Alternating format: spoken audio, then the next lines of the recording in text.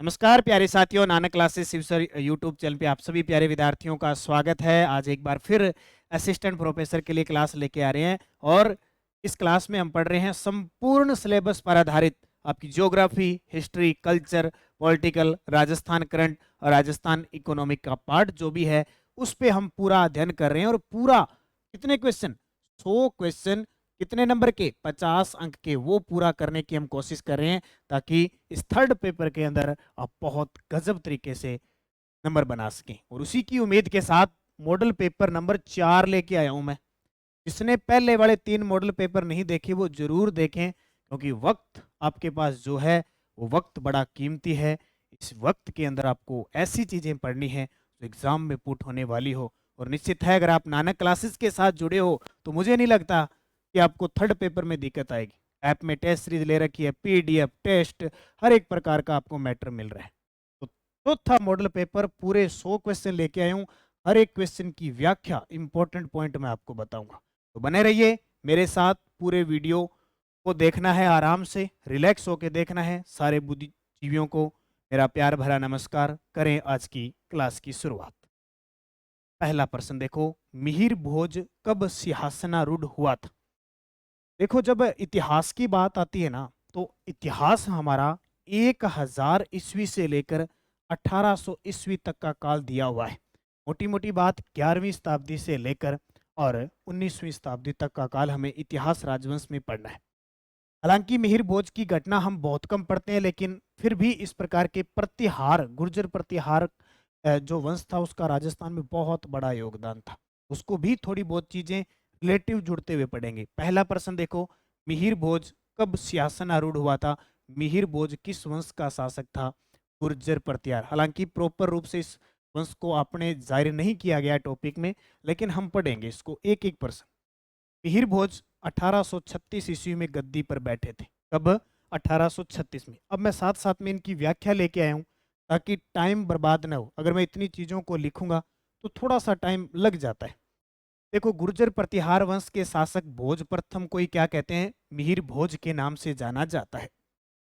भोज प्रथम के पिता रामभद्र थे, जिन्होंने 1833 से 1836 ईस्वी तक शासन किया था। और मिहिर भोज एक ऐसे शासक थे जिन्होंने अपने पिता की हत्या की थी। इसलिए मिहिर भोज को गुर्जर प्रतिहार वंश का, गुर्जर प्रतिहार वंश का पितरहंता कहते हैं। क्या कहते हैं? पितरहंता, यानी पिता को मारने वाला। जैसे मेवाड़ का पितरहंता किसको कहते हैं? उद्दा को कहते हैं। उद्दा को, जिन्होंने कुंभा की हत्या की थी 1468 में। आपसे पूछे मारवाड़ का पितरहंता किसको कहते हैं? मालदेव। मालदेव ने 1531 में अपने पिता गंगा की हत्या की थी। और उसके बाद मारवाड़ का दूसरा पितरहंता पूछे तो आपको उत्तर क्या देना है? मारवाड़ का दूसरा पितरहंता बख्त सिंह था, जिसने किसकी हत्या की थी? अजीत सिंह की हत्या की थी। और चौहानों का पितरहंता पूछे तो जगदेव था। कौन था? जगदेव, जिसने अपने पिता अर्णोराज या अनाजी की हत्या की थी। तो ये कुछ पितरहंता आप जरूर याद रखो। एक पुत्रहंता भी है। पुत्रहंता कौन है? जिसने खुसरो को मारा था।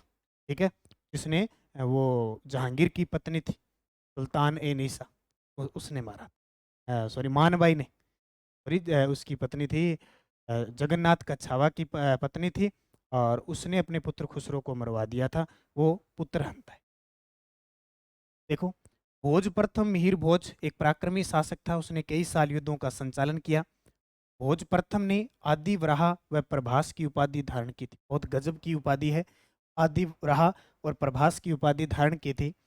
उसने कई नामों से, जैसे मिहिर भोज ग्वालियर अभिलेख में, प्रभास दौलतपुर अभिलेख में, और आदि वराह ग्वालियर चतुर्थ अभिलेख, और चांदी के द्रम सिक्के चलाए थे।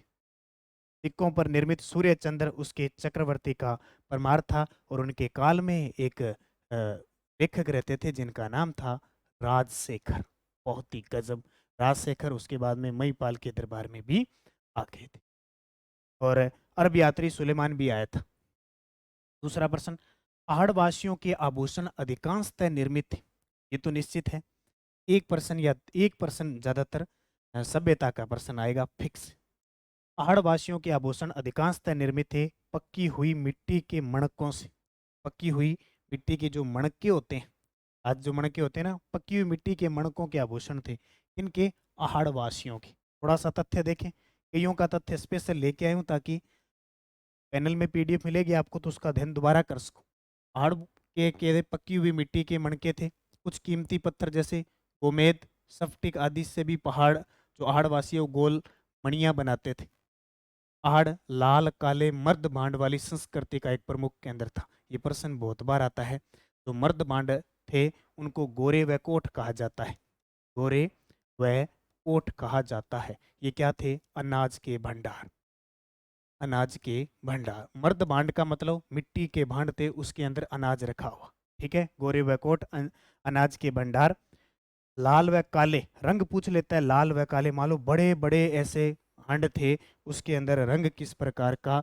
एक रंग आ गया लाल, एक तो ऐसे लाल रंग का चित्रांकन किया गया था और दूसरा काले रंग का चित्रांकन ऐसे किया था। जैसे मटका नहीं होता आजकल, मटका आता है ना, उस पर धारियां सी होती है ना, ऐसे। ठीक है, आहड़ के एक मकान से 6 चूल्हों की संख्या मिली है। अब 6 चूल्हों, इसका मतलब क्या हो सकता है? इसका मतलब तो भाई हम यही लगाएंगे ना कि एक साथ 1 2 3 4 5 6 7 6। ठीक है, अगर इस प्रकार इतने 6 चूल्हे मिले, 1 2 3 4 5 6, 6 चूल्हों का मतलब बहुत बड़ा परिवार होगा। इसलिए कल्पना की जाती है कि आहड़वासी संयुक्त परिवार प्रथा में विश्वास रखते थे। संयुक्त परिवार प्रथा में विश्वास थे। इतने चूल्हे हैं, अब अपने घरों में तो एक मुश्किल सा चूल्हा, वही क्यों में अब दिक्कत आ रही है, क्यों गैस सिलेंडर उज्ज्वला योजना आ गई तो सीधे उस सिलेंडर वाले चूल्हे पे बनाती हैं। तो 6 थे, इसका मतलब बहुत बड़ा परिवार, एक साथ सब रहते थे। आहड़ से 6 तांबे की मुद्राएं व 3 मोहरें प्राप्त हुई है। एक मुद्रा पर अपोलो खड़ा हुआ दिखाई दिया है। आहड़ के उत्खनन का कार्य सर्वप्रथम 1953 में अक्षय कीर्ति व्यास ने किया। नोट कर लेना, बहुत इंपॉर्टेंट है। अक्षय कीर्ति व्यास ने 1953 में। अब थोड़ी सी चीज बता देता हूँ।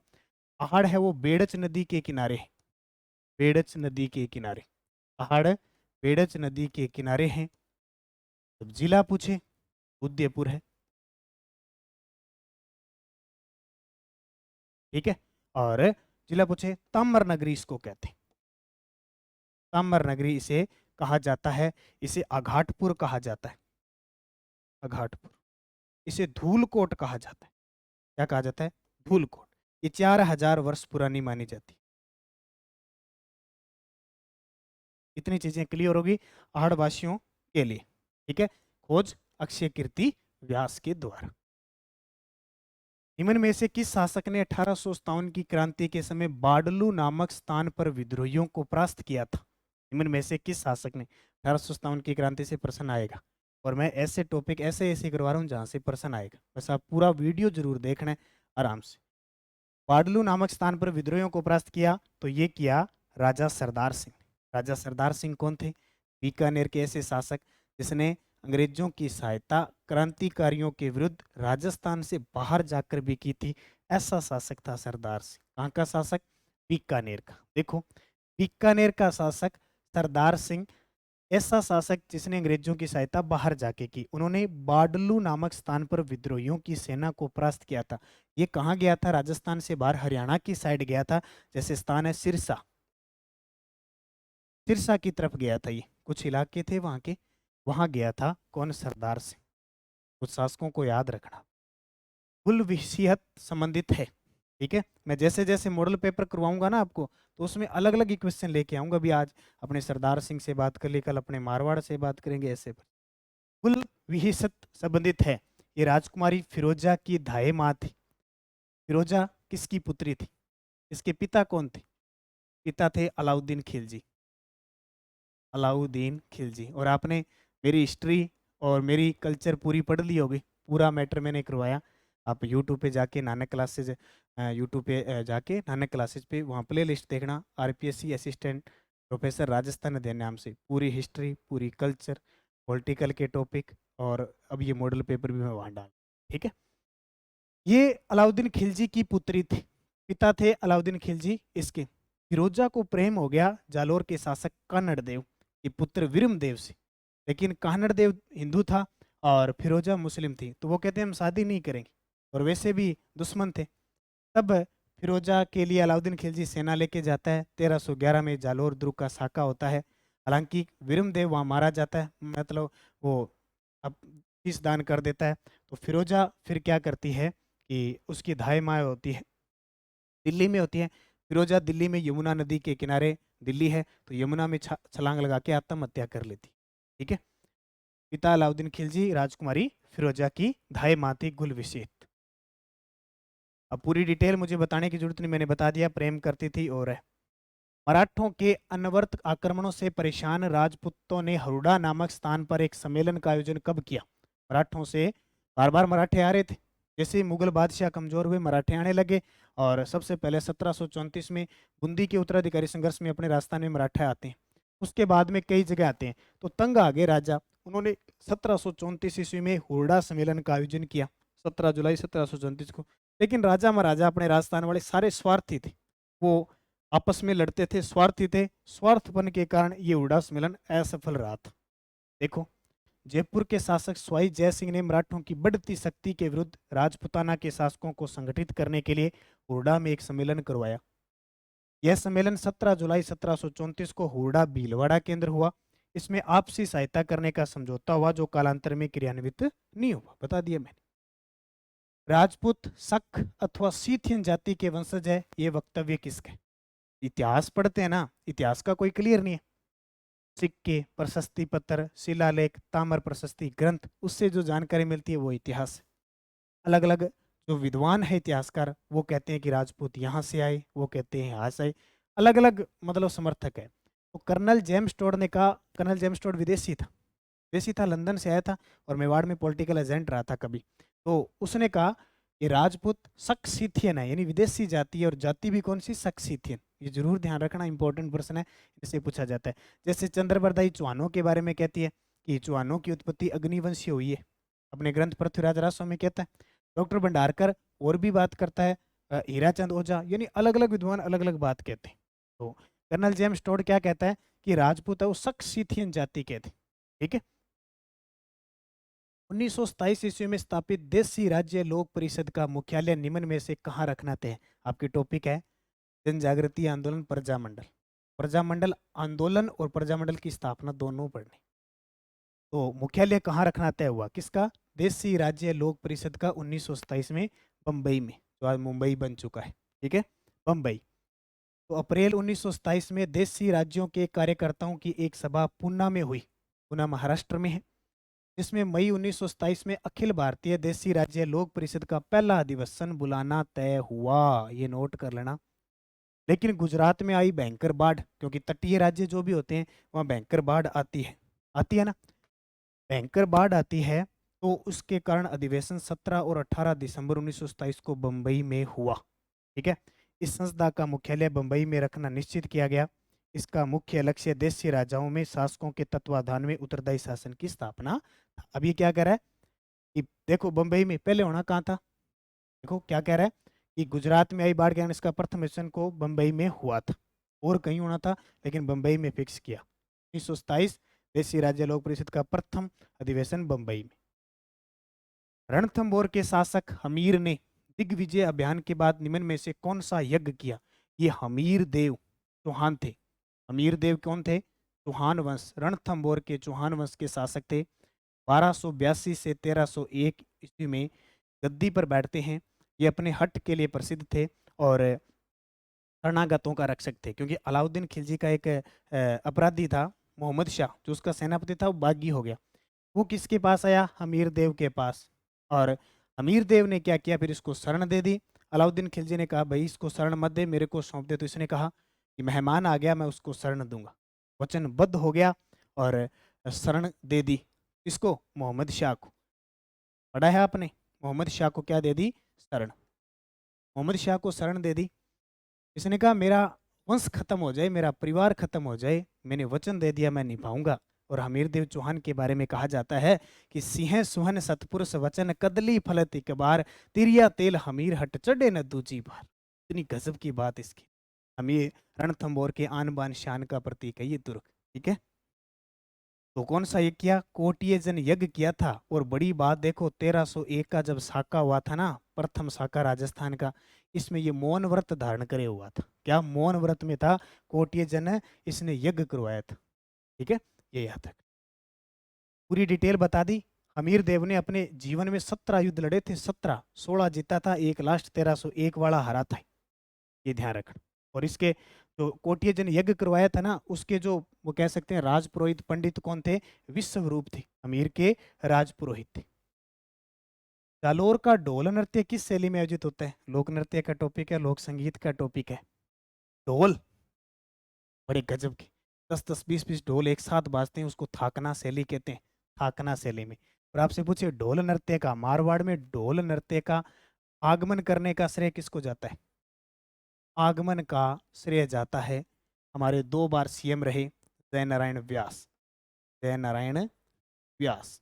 ठीक है, चीजें जो लिख रहा हूं ना मैं, अब समझ में नहीं आ रही है एक बार में, तो ये पीडीएफ वहाँ टेलीग्राम पे मिल जाएगी आपको, उसमें नानक क्लासेज ऐप पे, उसके अंदर जिसने कोर्स ले रखा है। तो सीधा लग गया, ढोल नृत्य जालोर क्षेत्र में विवाह के अवसर पर होता है ज्यादातर। ये तो सब जगह ढोल बजते हैं बजते हैं। माली, ढोल, सरगड़ा और भील जाति के केवल पुरुषों द्वारा किया जाता है। और ढोल बड़ी खुशी का दिन होता है, तो कईयों की खुशी बड़ी जल्दी सी आ जाती है, कईयों की बड़ी मुश्किल होती है, कई तड़पते रहते हैं इस कब ढोल हमारे घर में बजेगा।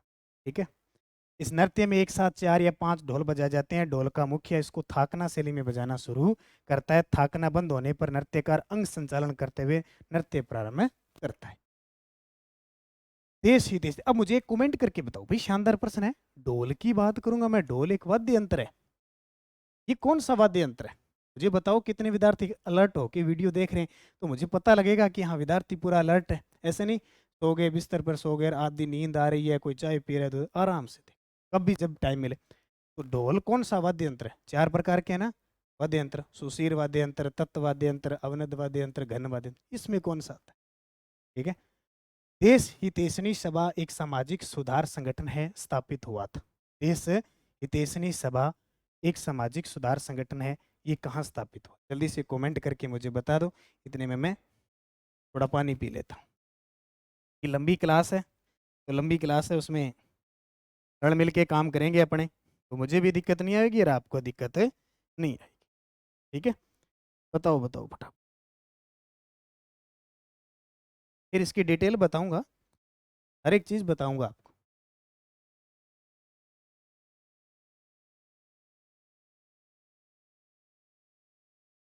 आत्मविश्वास होना चाहिए आप में, दृढ़ संकल्प लेके काम करना है कि हमें तो लगना है, तो लगना ही है, उदयपुर। ठीक है, देख लो, देश हितैषणी सभा की स्थापना 2 जुलाई 1877 को उदयपुर में हुई थी। ठीक है, उदयपुर में हुई थी। ये क्या चीज थी? देखो, 19वीं शताब्दी में सामंतों की आय के स्रोत सीमित होते जा रहे थे, अतः उन्हें अपनी पुत्रियों का विवाह उच्च कुल में करने में कठिनाई हो रही थी, सामंत जो थे। अतः विवाह खर्च में कमी करने के संदर्भ में 2 जुलाई 1877 को उदयपुर में देश हितैषणी सभा की स्थापना हुई। इस सभा ने इस समस्या के समाधान हेतु निम्न प्रतिबंध लगाए। राजपूतों में विवाह के अवसर पर खर्च कम कर दिया, बहुत ज्यादा विवाह पर खर्च होता था। राजपूतों, ब्राह्मणों और महाजनों में बहु विवाह के संबंध में नियम बना दिए जाएंगे। ठीक है, ये प्रावधान थे इसके, यानी खर्च कम करने वाला था विवाह के साथ। कारण साहित्य का प्रसिद्ध ग्रंथ सूरज प्रकाश किसके द्वारा लिखा गया? एक या 1% आपका ग्रंथ से पक्का ही आएगा, 100%। कारण साहित्य का प्रसिद्ध ग्रंथ है सूरज प्रकाश। ये सूरज प्रकाश ग्रंथ किसका है? करनीदान का। ठीक है, करनीदान का देख लो। करनीदान कृत इस डिंगल काव्य में, डिंगल पश्चिमी का डिंगल साहित्य और पूर्व का पिंगल, राठौड़ों की 13 शाखाओं का उल्लेख किया इसने। कितनी? 13 शाखाओं का उल्लेख किया है इसमें। राठौड़ों की वंशावली को कुश राम के छोटे पुत्र से शुरू होना माना है। हम पढ़ते हैं ना कि राठौड़ों की उत्पत्ति राष्ट्रकूट से हुई है, या राम के पुत्र कुश वंश से मानी जाती है, हालांकि कछवा वंश भी वहां से माने जाते। किसने कहा? करनीदान। इस ग्रंथ में सुमेल 1544 गिरी सुमेल का युद्ध हुआ था। गिरी सुमेल का युद्ध मालदेव और शेरशाह सूरी के बीच, जिसमें मालदेव के 2 सेनापति जेता और कुंपा वीर गति को प्राप्त हुई। धर्मत का युद्ध औरंगजेब और दारा सिकों के बीच हुआ था का उल्लेख किया गया है। राजस्थानी साहित्य में इसकी वंश अथवा व्यक्ति विशेष की उपलब्धियों या घटना विशेष पर प्रकाश डालने वाली कृतियों को प्रकाश कहा जाता है। राज प्रकाश, महास्य प्रकाश, ऐसे। राजस्थान में गोपी कृष्ण भट्ट किसके लिए प्रसिद्ध है? संगीत की बात आए तो तमाशा। हम कहते हैं ना, क्या तमाशा लगा रखा है, क्या तमाशा लगा रखा है, ये क्या कर रहे हो? वो तमाशा है, तमाशा दिखाना, लेकिन वो एक गाजे बाजे के साथ, संगीत के साथ। हेला ख्याल, जैसे दोसा सवाई माधोपुर में हेला, हेला देते ना, हेला आजा। तवांग 2 रुपया होता है ना, गांव के अंदर 2 रुपया आता है, कभी नारद बन के, कभी हनुमानजी बन के, कभी रावण बन के, वो स्वांग, उसको अपने शॉर्टकट में क्या कहते हैं, ये सांग निकाल रखे आंग वो। लीलाएं, रामलीला, रासलीला, कृष्ण लीला, ठीक है। तमाशा, गोपी कृष्ण भट्ट तमाशा, बताऊं सारी पूरी डिटेल, कमी रहनी नहीं चाहिए कुछ भी। तमाशा जयपुर की परंपरागत लोकनाट्य शैली है। तो जयपुरी प्रश्न सीधा ही आ जाएगा, तमाशा क्या है, लोकनाट्य। तमाशा क्या है, लोकनाट्य। अब ऐसे नहीं, लोक संगीत, नृत्य क्या है, लोकनाट्य। कहाँ का प्रसिद्ध, जयपुर का। सवाई प्रताप सिंह का नाम सुना है, उन्होंने शुरू किया था। जयपुरी ख्याल और ध्रुपद धमार गायकी का सम्मिलित रूप है। ये महाराष्ट्र की लोक नायक शैली तमाशा से प्रभावित है, मूलतः है महाराष्ट्र की। राजस्थान में इस शैली का प्रादुर्भाव मान सिंह प्रथम के समक्ष मोहन कवि विरचित नाट्य धमाका मंजरी के आमेर में प्रदर्शन के साथ माना जाता है। यानी सिर्फ नॉर्मल कोई जानता वगैरह नहीं था, क्या था, महाराजा मान सिंह प्रथम के समक्ष मोहन कवि विरचित नाट्य धमाका मंजरी में प्रदर्शन किया।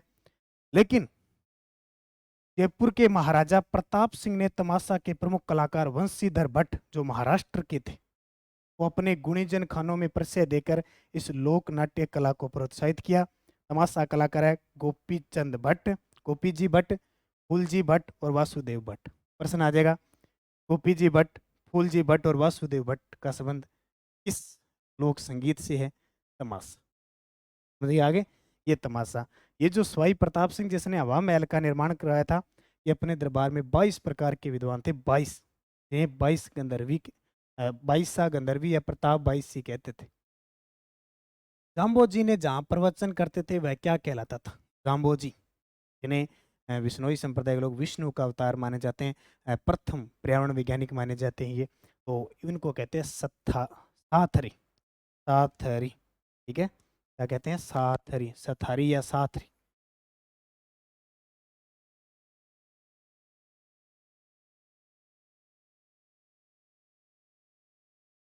देखो संत जाम्बोजी की चर्चा करें, संत महात्मा साथरी, साथरिया या साथरी कहलाते हैं, ठीक है। इनके जाम्बोजी के मुख से उच्चारित जो वाणी थी वो शब्द वाणी कहलाती है। का जन्म पीपासर के अंदर हुआ था, समाधि इनकी मुकाम के अंदर बनी है। अहिरवाटी और मेवाती बोलियां किस क्षेत्र में बोली जाती है, अहिरवाती, मेवाती, राठ या राठी, राठी तो गाय, और राठ क्षेत्र में बोली जाती है। ये सारी की सारी उत्तरी पूर्वी राजस्थान। क्यों, क्योंकि मेवात का मतलब क्या हुआ, मेवात क्षेत्र कौन सा है, मेवात क्षेत्र है अलवर और भरतपुर, अलवर और भरतपुर इस साइड। देखो अहिरवाटी बोली को हीरवाटी या हीरवाल तथा राठी भी कहा जाता है, आ गया ना। राठी गाय है, बीकानेर, गंगानगर, हनुमानगढ़। राजस्थान में अहिरवाटी मुख्यतः अलवर जिले की बहरोड, हालांकि अब जिले चेंज हो गए, लेकिन इनको ऐसे ही पढ़ना है, आपके एग्जाम में ऐसे ही पढ़ना है। कोई भी चिंता नहीं करनी है कि जी 53 जिले बन गए हम क्या करें, कुछ ही मत करो, यही पढ़ना है। एक बार सारा यही पढ़ना है। सरकार बनेगी, नए जिलों पर क्या करेगी, पुनर्गठन करेगी और करेगी, कोई कुछ नहीं है, यही आएगा, तो टेंशन नहीं लेनी। हाँ, ज्योग्राफी में जैसे स्थिति विस्तार है, संभाग में जिले, कौन सा जिला, वो थोड़ा सा मैं क्वेश्चन भी लेके उसी हिसाब से बताऊँ।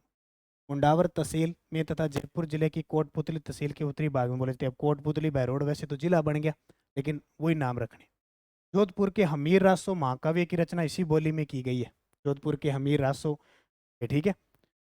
और मेवाती मुख्यतः अलवर भरतपुर में बोली जाती है, बायतिया। और संत लालदास जी, चरणदास जी, दयाबाई, सहजोबाई की रचना इसी बोली में। सहजोबाई के गुरु कौन थे, एक सहजोबाई, एक दयाबाई, दो नाम सुने, दोनों ही चरणदास जी की गुरु थी, सहजोबाई और दूसरी दयाबाई, किसकी, चरणदास जी, निरंजन चरणदासी संप्रदाय। अब सारी लंबी चौड़ी बातें बताऊंगा तो काफ़ी लंबा टाइम निकल जाएगा।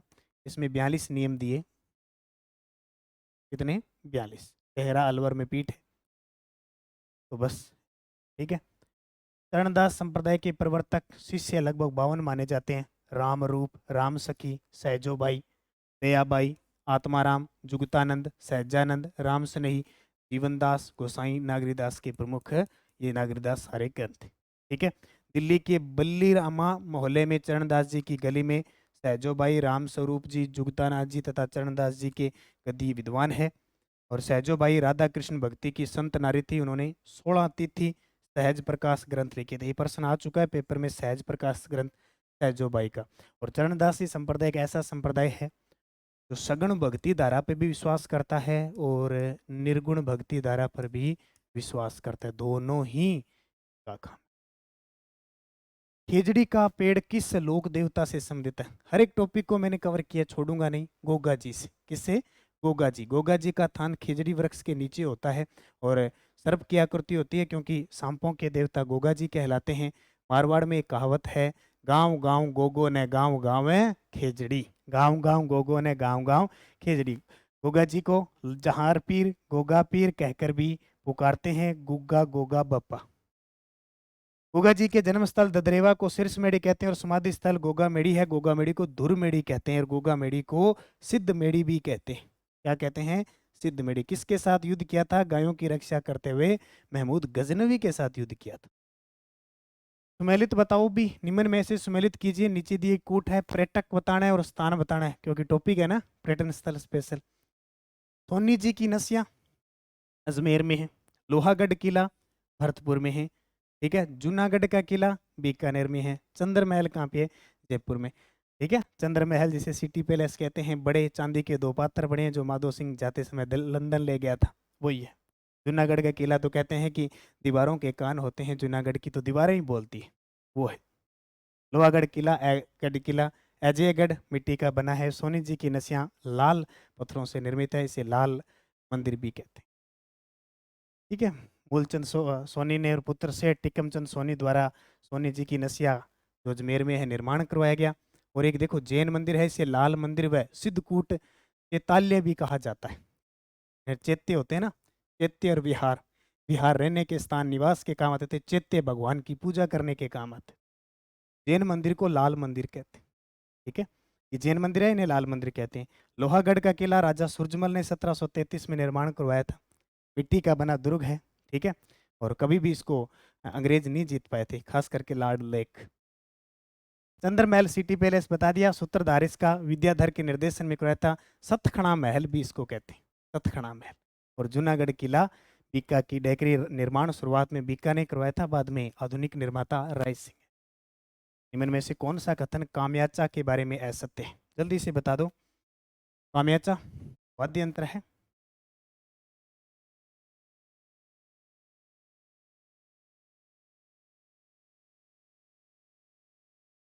देखो कामयाचा मांगणीयार, मांगणीयार समुदाय के द्वारा बहुत प्रयोग किया जाता है। बिल्कुल। ये लकड़ी के एक एकल टुकड़े से बनाया जाता है, लकड़ी के एक टुकड़े से, क्योंकि तत्ववाद्य यंत्र ही गज से बजाते हैं इसको। इसके 3 मुख्य तंतु बकरे की आंत के बने होते हैं, बकरे की आंत के। और कामयाचा को वायलिन का अग्रगामी कहा जाता है। ये इंपॉर्टेंट क्यों है पता है आपको? कामयाचा, रावण हत्ता और अलगोजा, तीनों ध्यान रखना, क्योंकि अलगोजा तो अपना राजस्थान का राज्य वाद्य यंत्र है। तीनों पर शायद 2022 है, पता 21, उस पर डाक टिकट जारी हो चुका है, इसलिए चर्चा में। असत्य ये हो जाएगा, ये वायलिन का अग्रगामी नहीं है। कामयाचा सारंगी के समान एक लोकवाद्य यंत्र है। इसके समान सारंगी। अब आपसे पूछे सारंगी कौन सा वाद्य यंत्र है? तत्वाद्य यंत्र है अभी। ठीक है। मांगणियार, लोक गायकों के अतिरिक्त नाथपंथी साधु भी कामयाचा का प्रयोग करते हैं। नाथपंथी साधु भरतरी वाले और गोपीचंद की कथा के गीत में कामयाचा पर गाते हैं। इसे बजाने के लिए 27 तार वाली गज का प्रयोग किया जाता है। 27 तार, यानी आपसे पूछे कामयाचा में तार कितने? 27। कामयाचा एक ईरानी वाद्य यंत्र। कितने नाम हो गए, कितनी याद रखनी है? कामयाचा तत्वाद्य यंत्र है, ईरानी वाद्य यंत्र है, 27 तार होते हैं, बजाने के लिए गज की जरूरत होती है। नाथपंथी जब भरतरी की और गोपीचंद की कथा सुनाते हैं तो ये वाद्य यंत्र बजाते हैं। ठीक है। और किसका समान है? ये सारंगी के समान। सूची 1 व सूची 2 को मिलाना है। आभूषण का टॉपिक है, रीति रिवाज आभूषण का टॉपिक है। देख लो।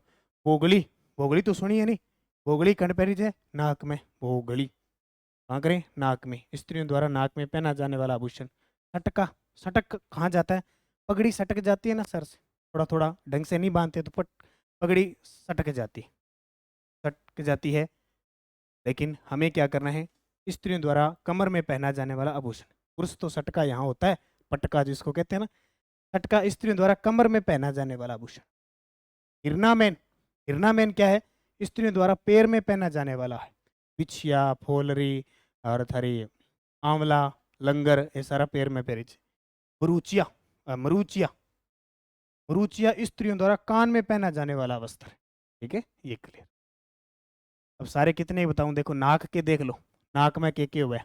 पोगड़ी, नथ, बाड़ी, लौंग, कांटा, चुन्नी, चोप, बारी, बेसरी। ये बेसरी बड़ा इंपॉर्टेंट है, एक जोधा अकबर फिल्म आई थी उसके बाद ये चर्चा में।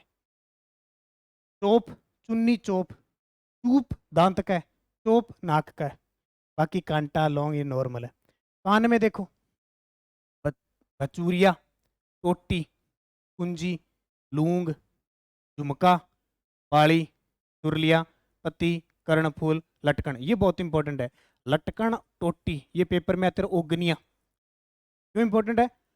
क्योंकि ये माध्यमिक शिक्षा बोर्ड की पुस्तक में इनको स्पेशल बताया गया है चित्रों के माध्यम से। अंगोटिया, ये जरूर याद रख लेना। कमर में पहने जाने वाले सटका, कंदोरा, करधनी, कणकती, तगड़ी। ये तगड़ी वगैरह आपको पता है, ये याद रखना। कै ही कै आते, कै, कंदोरा, करधनी, तीनों ही कमर के। पैर में पहने जाने वाले हिरनामेन, अपनी हिरनामेन कहाँ बता दिया? ठीक है, सही है। लक्षणे, पेंजनिया, लंगर, ये इंपॉर्टेंट है। नूपुर, पायल, पायल तो पता ही है, पायल या तेरी, ठीक है, अमिताभ बच्चन वाली फिल्म। टनका, जीवी, तोड़ा छोड़ा, रमझोल, रमझोल पहनते नाचते हैं। आंवला, ये भी इंपॉर्टेंट है। और नेबरी, ये सारे के सारे आभूषण याद रखना। इनमें में से कौन सा लोकगीत अपने क्षेत्र से संबंधित नहीं है? कुरुंजा वियोग में गाया जाता है मरु प्रदेश में, खास करके मारवाड़ में। पीपली शेखावटी में। ढोला मारू सिरोही में। चिरमी, चिरमी भी ढूंढाड़ के अंदर नहीं होता चिरमी। अब एक टॉपिक लोकगीत से संबंधित है ना, तो आज हम 4 क्लियर करते हैं। चिरमी मालवा क्षेत्र में लोकगीत है जो चिरमी पौधे को प्रतीक करके बनाए गए। चिरमी में नववधु अपने भाई अथवा पिता की प्रतीक्षा के समय की मनोदशा का वर्णन किए जाती। नववधु कहाँ चली गई? ससुराल कर दी। अब नई नई वधु जाती है ससुराल में, मन कम ही लगता है, हालांकि उसका पति होता है वैसे प्रेम करने वाला, लेकिन फिर भी नई जगह नहीं होती है, तो वो फिर इंतजार करती है कि मेरा कब भाई आएगा, कब पिता आएगा। और ये कब की बात है? जब मोबाइल वगैरह कुछ नहीं चलते, नेटवर्क नहीं होता था, अंदाजा ही नहीं होता था, कोई पत्थर आता था वही भोजन, तो इंतजार करती थी पता नहीं कब आएगा। ठीक है, कोई पैदल आते थे या कोई थोड़ा बहुत की बात। डोला मारू, डोला मरवण की प्रेम कथा पर आधारित है, जिसे लोकगीत है जिसे ढूंढिया द्वारा गाया जाता है। पीपली तीज व वर्षा ऋतु में शेखावटी व मारवाड़ क्षेत्र में गाया जाने वाला विरह गीत है, विरह। और क्रुंजा वर्षा ऋतु में गाया जाने वाला विरह गीत है। मांड शैली में गाए जाने वाले इस शैली के द्वारा पत्नी अपने पति को संदेश भेजती, दूसरी जगह चले जाते हैं ना वहाँ। ये टेस्ट सीरीज है अभी जिसकी मैं बात कर रहा हूँ, ये पैनल पीडीएफ वहाँ उसकी मिलेगी। इसमें आपको टॉपिक वाइज टेस्ट दिए हैं टोटल। एक सीरीज पूरी हो चुकी है, फिर दोबारा फिर अब आपको अध्ययन करने के लिए हमने दे दी है। इसमें पूरे सिलेबस के अकॉर्डिंग 10 टेस्ट दिए हैं। इसके बाद 5 मेगा टेस्ट पूरे हो चुके हैं। आज छठा मेगा टेस्ट है, 2 मेगा टेस्ट, ये छठा मेगा टेस्ट है। ये ऐप में इसका टेस्ट भी पूरा आएगा, पूरा फैक्ट आएगा, सोल्यूशन भी देख सकते हो। यानी यहाँ यूट्यूब पे कि पीडीएफ और टेस्ट तीनों ही पैनल पे है, यूट्यूब पे यहाँ आ गई। इसके अलावा हर महीने की, यानी जनवरी से लेकर वर्तमान देखें, जनवरी से लेकर जून तक हर महीने की पीडीएफ उपलब्ध है, प्रिंट निकाल सकते हो। नवंबर पूरा हो जाएगा, नवंबर की डालेंगे, और दिसंबर पूरा हो जाएगा, दिसंबर की डालेंगे। आर्थिक समीक्षा, पुरस्कार, जन कल्याणकारी योजनाएं, फ्लैगशिप योजनाएं, खेल परिदृश्य, इकोनॉमिक्स, अर्थव्यवस्था के महत्वपूर्ण प्रश्नों की टेस्ट, सब कुछ उपलब्ध है। वो देखो मैं बताता हूँ, ये टेस्ट सीरीज मात्र 499 रुपए की है। और जिसने ले ली, मैं कहता हूँ थर्ड पेपर में आप ये कह दो ना कि मेरे नंबर कम बन गए। शर्त यह है कि हर चीज पढ़ी होनी चाहिए, हर चीज को कवर करना है। ठीक है, नानक क्लासेज ऐप डाउनलोड करो प्ले स्टोर से। कोई भी समस्या नीचे दे नंबर दे रखे हैं, संपर्क करो। अब देखो इसमें क्या क्या है। टेस्ट सीरीज के अंदर कंटेंट में क्या है, किस में जाना है आपको? कंटेंट में जाना है। ठीक है, assistant professor college lecturer exam, assistant professor college lecturer exam, जो मैं ये वीडियो यहाँ करवा रहा हूँ उस पैनल की पीडीएफ उपलब्ध है। ठीक है, ये देखो मॉडल 1 2, अब तक आपको 3 करवा दिया, चौथा है, चौथे की भी डल जाएगी कल। राजस्थान की अर्थव्यवस्था करंट अफेयर्स, ये टेस्ट भी है पीडीएफ। करंट अफेयर जनवरी से दिसंबर पूरा मिलेगा, इसकी अक्टूबर तक पीडीएफ है। खेल, अर्थव्यवस्था, एमसीक्यू पार्ट वगैरह सब है। Topic wise new test series चल रही है, जैसे टॉपिक रतन सिंह, हमीर, कानड़देव, इससे संबंधित चौहान वंश, पूरा का पूरा इसमें टेस्ट चल रहा है। रोज शाम को 6 बजे टेस्ट हो जाए, आप कब भी कर सकते हो जैसे आपको टाइम मिलता है। टॉपिक पूरा शेड्यूल दिया हुआ है, topic wise new test series है ना, उसमें शेड्यूल डाला हुआ है कि आज टेस्ट कौन सा टेस्ट होगा। New test series schedule wise ये भी यही है, इसमें टेस्ट है और पीडीएफ वगैरह है। देखो अभी जो मैं मेगा टेस्ट करवा रहा हूँ, मेगा टेस्ट इसमें देखो ये डल रही है 5, इस प्रकार ये मेगा। इतना आपने पढ़ लिया इतनी चीज़, थर्ड पेपर में नंबर देखो कितने बने, लेकिन बार बार अभ्यास आपको करना पड़ेगा। ये मैं पीडीएफ डालूंगा, ये वीडियो जरूर देखोगे, वीडियो देखने के बाद पीडीएफ पढ़ोगे, टेस्ट दोगे, टेस्ट भी उपलब्ध देखो मात्र 499 में। क्या है देखो, असिस्टेंट प्रोफेसर वालों का कुछ ही नहीं। राजस्थान के निम्नलिखित में से किस राज्यपाल ने राज्यपाल पद से त्याग पत्र दिया था?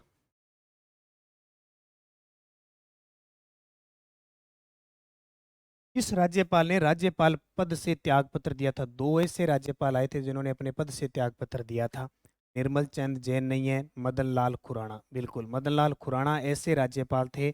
और इनके साथ प्रतिभा पाटिल, दो ऐसे राज्यपाल जिन्होंने पद से त्याग पत्र दिया। बताऊं आपको मैं, मदन लाल खुराना 2004 से 2004 तक राज्यपाल रहे थे और इन्होंने त्याग पत्र दिया था वर्ष 1993-96 के दौरान। ये दिल्ली के मुख्यमंत्री भी रहे थे और अक्टूबर 2018 को इनका निधन हो गया था।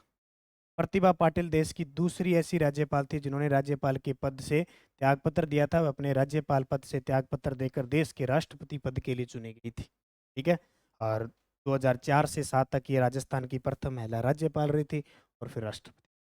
4 ऐसे राज्यपाल आए थे जो क्या हुआ था, मृत्यु को प्राप्त हुए थे। एक ऐसे राज्यपाल थे जिनको राष्ट्रपति नीलम संजीव रेड्डी ने बर्खास्त किया था, रघुकुल तिलक। मैं पूरा राज्यपाल का वीडियो दे चुका हूँ, आप जरूर देखें ताकि हर चीज़। राजस्थान के निम्नलिखित मुख्यमंत्रियों में से कौन मुख्यमंत्री नियुक्त होते समय राजस्थान विधानसभा का सदस्य नहीं था? जब मुख्यमंत्री बने, क्योंकि शर्त क्या होती है कि मुख्यमंत्री विधानसभा में बहुमत दल का नेता होता है, अगर वो किसी सीट से नहीं जीता तो 6 महीने में उपचुनाव में जीतना होता है, तो मुख्यमंत्री बना देते। ऐसे कौन थे जो विधानसभा के सदस्य नहीं थे? टीकाराम पालीवाल 1952 है, ये तो सीधा ही है, पहले प्रथम लोकतांत्रिक थे। जगन्नाथ पहाड़िया 1980 में बने थे। कौन है? जगन्नाथ पहाड़िया 1980 में। ये जगन्नाथ पहाड़िया उस समय नहीं थे, क्योंकि जगन्नाथ पहाड़िया कोई किसी भी प्रकार से विधायक नहीं बने थे, एमएलए नहीं बने थे। देखो भुसावर भरतपुर में 15 जनवरी 1932 को जगन्नाथ पहाड़िया का जन्म हुआ था, तो राजस्थान के पहले अनुसूचित जाति यानी दलित मुख्यमंत्री थे पहले। ठीक है, 1980 से 1981 तक प्रदेश के मुख्यमंत्री रहे। मुख्यमंत्री की नियुक्ति के समय वह लोकसभा सदस्य और केंद्र में वित्त राज्य मंत्री। और जब हम जगन्नाथ पहाड़िया की बात करें तो उनकी खासियत क्या है?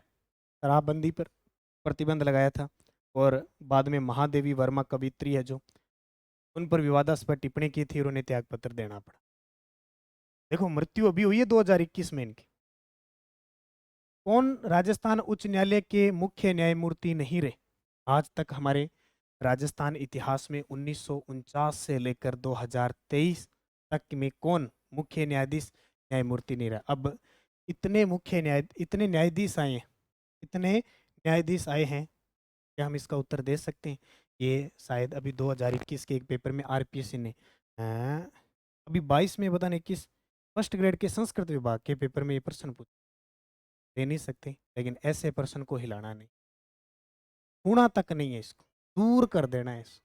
ठीक है, दूर कर देना है, क्योंकि मुझे नहीं लगता 100 में से 1% ही बच्चों को इसका पता होगा। ठीक है, वीरेंद्र कुमार सिंगल नहीं रहे थे, क्योंकि एस वर्मा 1988 में राजस्थान उच्च न्यायालय के मुख्य न्यायाधीश रहे थे। अरुण कुमार शर्मा 2001-2 में और एम पंचाल को 2007 में राजस्थान हाईकोर्ट का मुख्य न्यायाधीश रहा। वीरेंद्र कुमार सिंघल कभी राजस्थान हाईकोर्ट के मुख्य न्यायाधीश नहीं रहते। हम यहाँ ये बात कर सकते हैं, ये बात कर सकते हैं, क्योंकि मुख्य न्यायमूर्ति है, मुख्य न्यायाधीश है, तब हम कर पढ़ सकते हैं, इतना ज़्यादा नहीं है, क्योंकि अब तक हमारे राजस्थान में 41 मुख्य न्यायाधीश रहे। कितने? 41 में ऑगस्टिन जॉर्ज मसीह थे, अब वो भी सुप्रीम कोर्ट में चले गए हैं। ऐसा करने वाले वो 13वें मुख्य न्यायाधीश हो चुके हैं राजस्थान के। इनकी जगह अब वर्तमान में कार्यवाहक है MM श्रीवास्तव। यहाँ लिख देता हूँ बहुत शानदार तरीके से, वर्तमान राजस्थान हाई कोर्ट के CGA चीफ जस्टिस कौन? अभी ताजा एकदम, तो कौन? MM श्रीवास्तव, यानी मनिंदर मोहन श्रीवास्तव।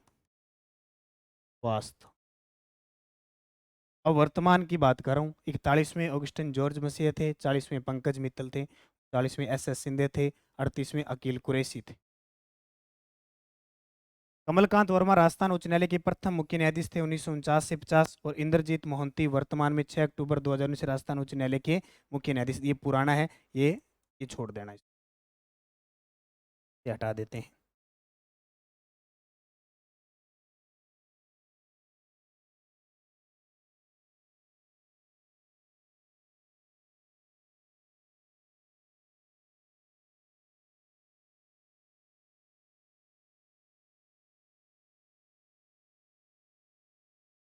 ठीक है।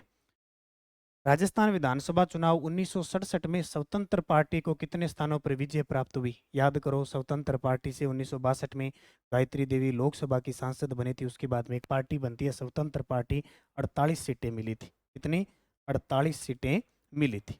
देखो, चौथी विधानसभा 1967 से 72 सदस्यों की संख्या पुनर्चमन के बाद 176 थी। चौथी विधानसभा में सीट कितनी थी राजस्थान में? 176 थी, जैसे अभी 200 है। प्रदेश की चौथी विधानसभा 1967 में आम चुनाव में भारतीय राष्ट्रीय कांग्रेस को 89 सीट आई, स्वतंत्र पार्टी को 48। ये क्यों पूछ रहा है? क्योंकि विपक्ष में पार्टी बनी है, दूसरी विपक्ष की बड़ी। जनसंघ को 22, CPI को 1, संयुक्त समाजवादी दल को 8, निर्दलीय को 16 हुई। इस चुनाव में किसी भी दल को स्पष्ट बहुमत नहीं मिलने के कारण राजस्थान में पहली बार राष्ट्रपति शासन 13 मार्च 1967 से 26 अप्रैल 1967 को लगा।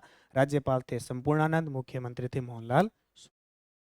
निम्न में से कौन जिला आयोजन समिति के अध्यक्ष के रूप में कार्य करता है? निम्न में से कौन जिला आयोजन समिति के अध्यक्ष के रूप में कार्य करता है? वो होता है जिला प्रमुख। अब आपके दिमाग में आएगा, ऑप्शन ही नहीं है भाई, तो आपको ये पता होगा कि जिला परिषद का प्रमुख जिला प्रमुख है, होता है। लगाएं 1 नंबर उत्तर। क्या कह रहा है? जिला आयोजन समिति।